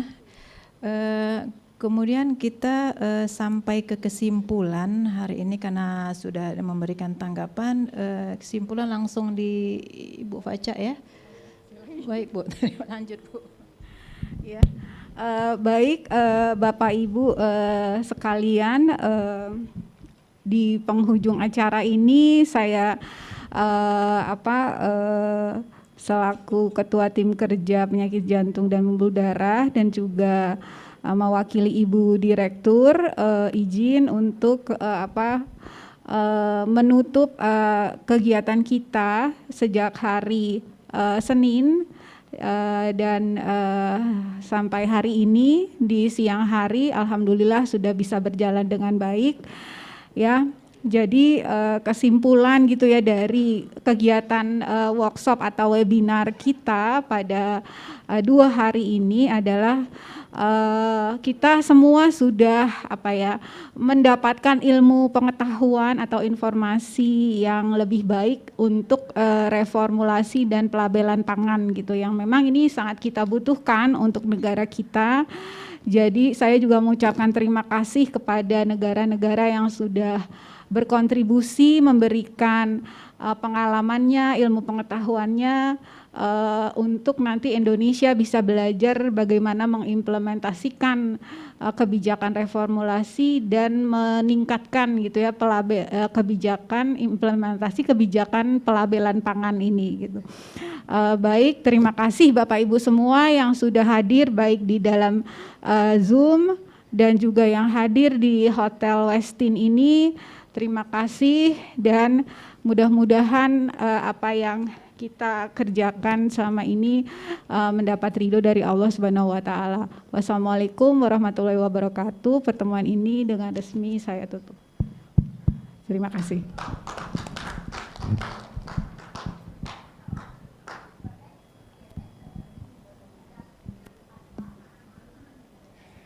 Terima kasih banyak atas sesi diskusi, kemudian tanggapan dan juga penutupnya tadi. Kemudian dengan ini sampailah kita ke penghujung acara webinar reformulasi dan pelabelan pangan. Rasa terima kasih ingin saya ucapkan kepada seluruh pembicara yang kami hormati, seluruh hadirin yang telah hadir, baik secara langsung maupun melalui Zoom meeting. Dan melalui ini harapannya seluruh hadirin dapat mendapatkan insights dan juga pengetahuan lebih dalam mengenai topik reformulasi dan pelabelan pangan dan tentunya bisa belajar dari berbagai negara di dunia dan menerapkannya tentunya untuk menjadi langkah nyata untuk mengurangi penyakit tidak menular di Indonesia. Sebelum kita menutup acara, marilah kita berdoa menurut agama dan kepercayaan masing-masing. Berdoa dimulai.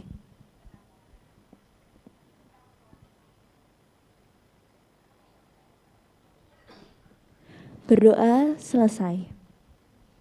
Saya sebagai MC ingin mengucapkan terima kasih dan mohon maaf apabila terdapat hal yang kurang berkenan selama berlangsungnya acara ini. Sampai jumpa dan terima kasih banyak kepada seluruh hadirin sekalian. Wassalamualaikum warahmatullahi wabarakatuh. Shalom, Om Santi Santi Om. Namo Buddhaya dan salam kebajikan bagi kita semua.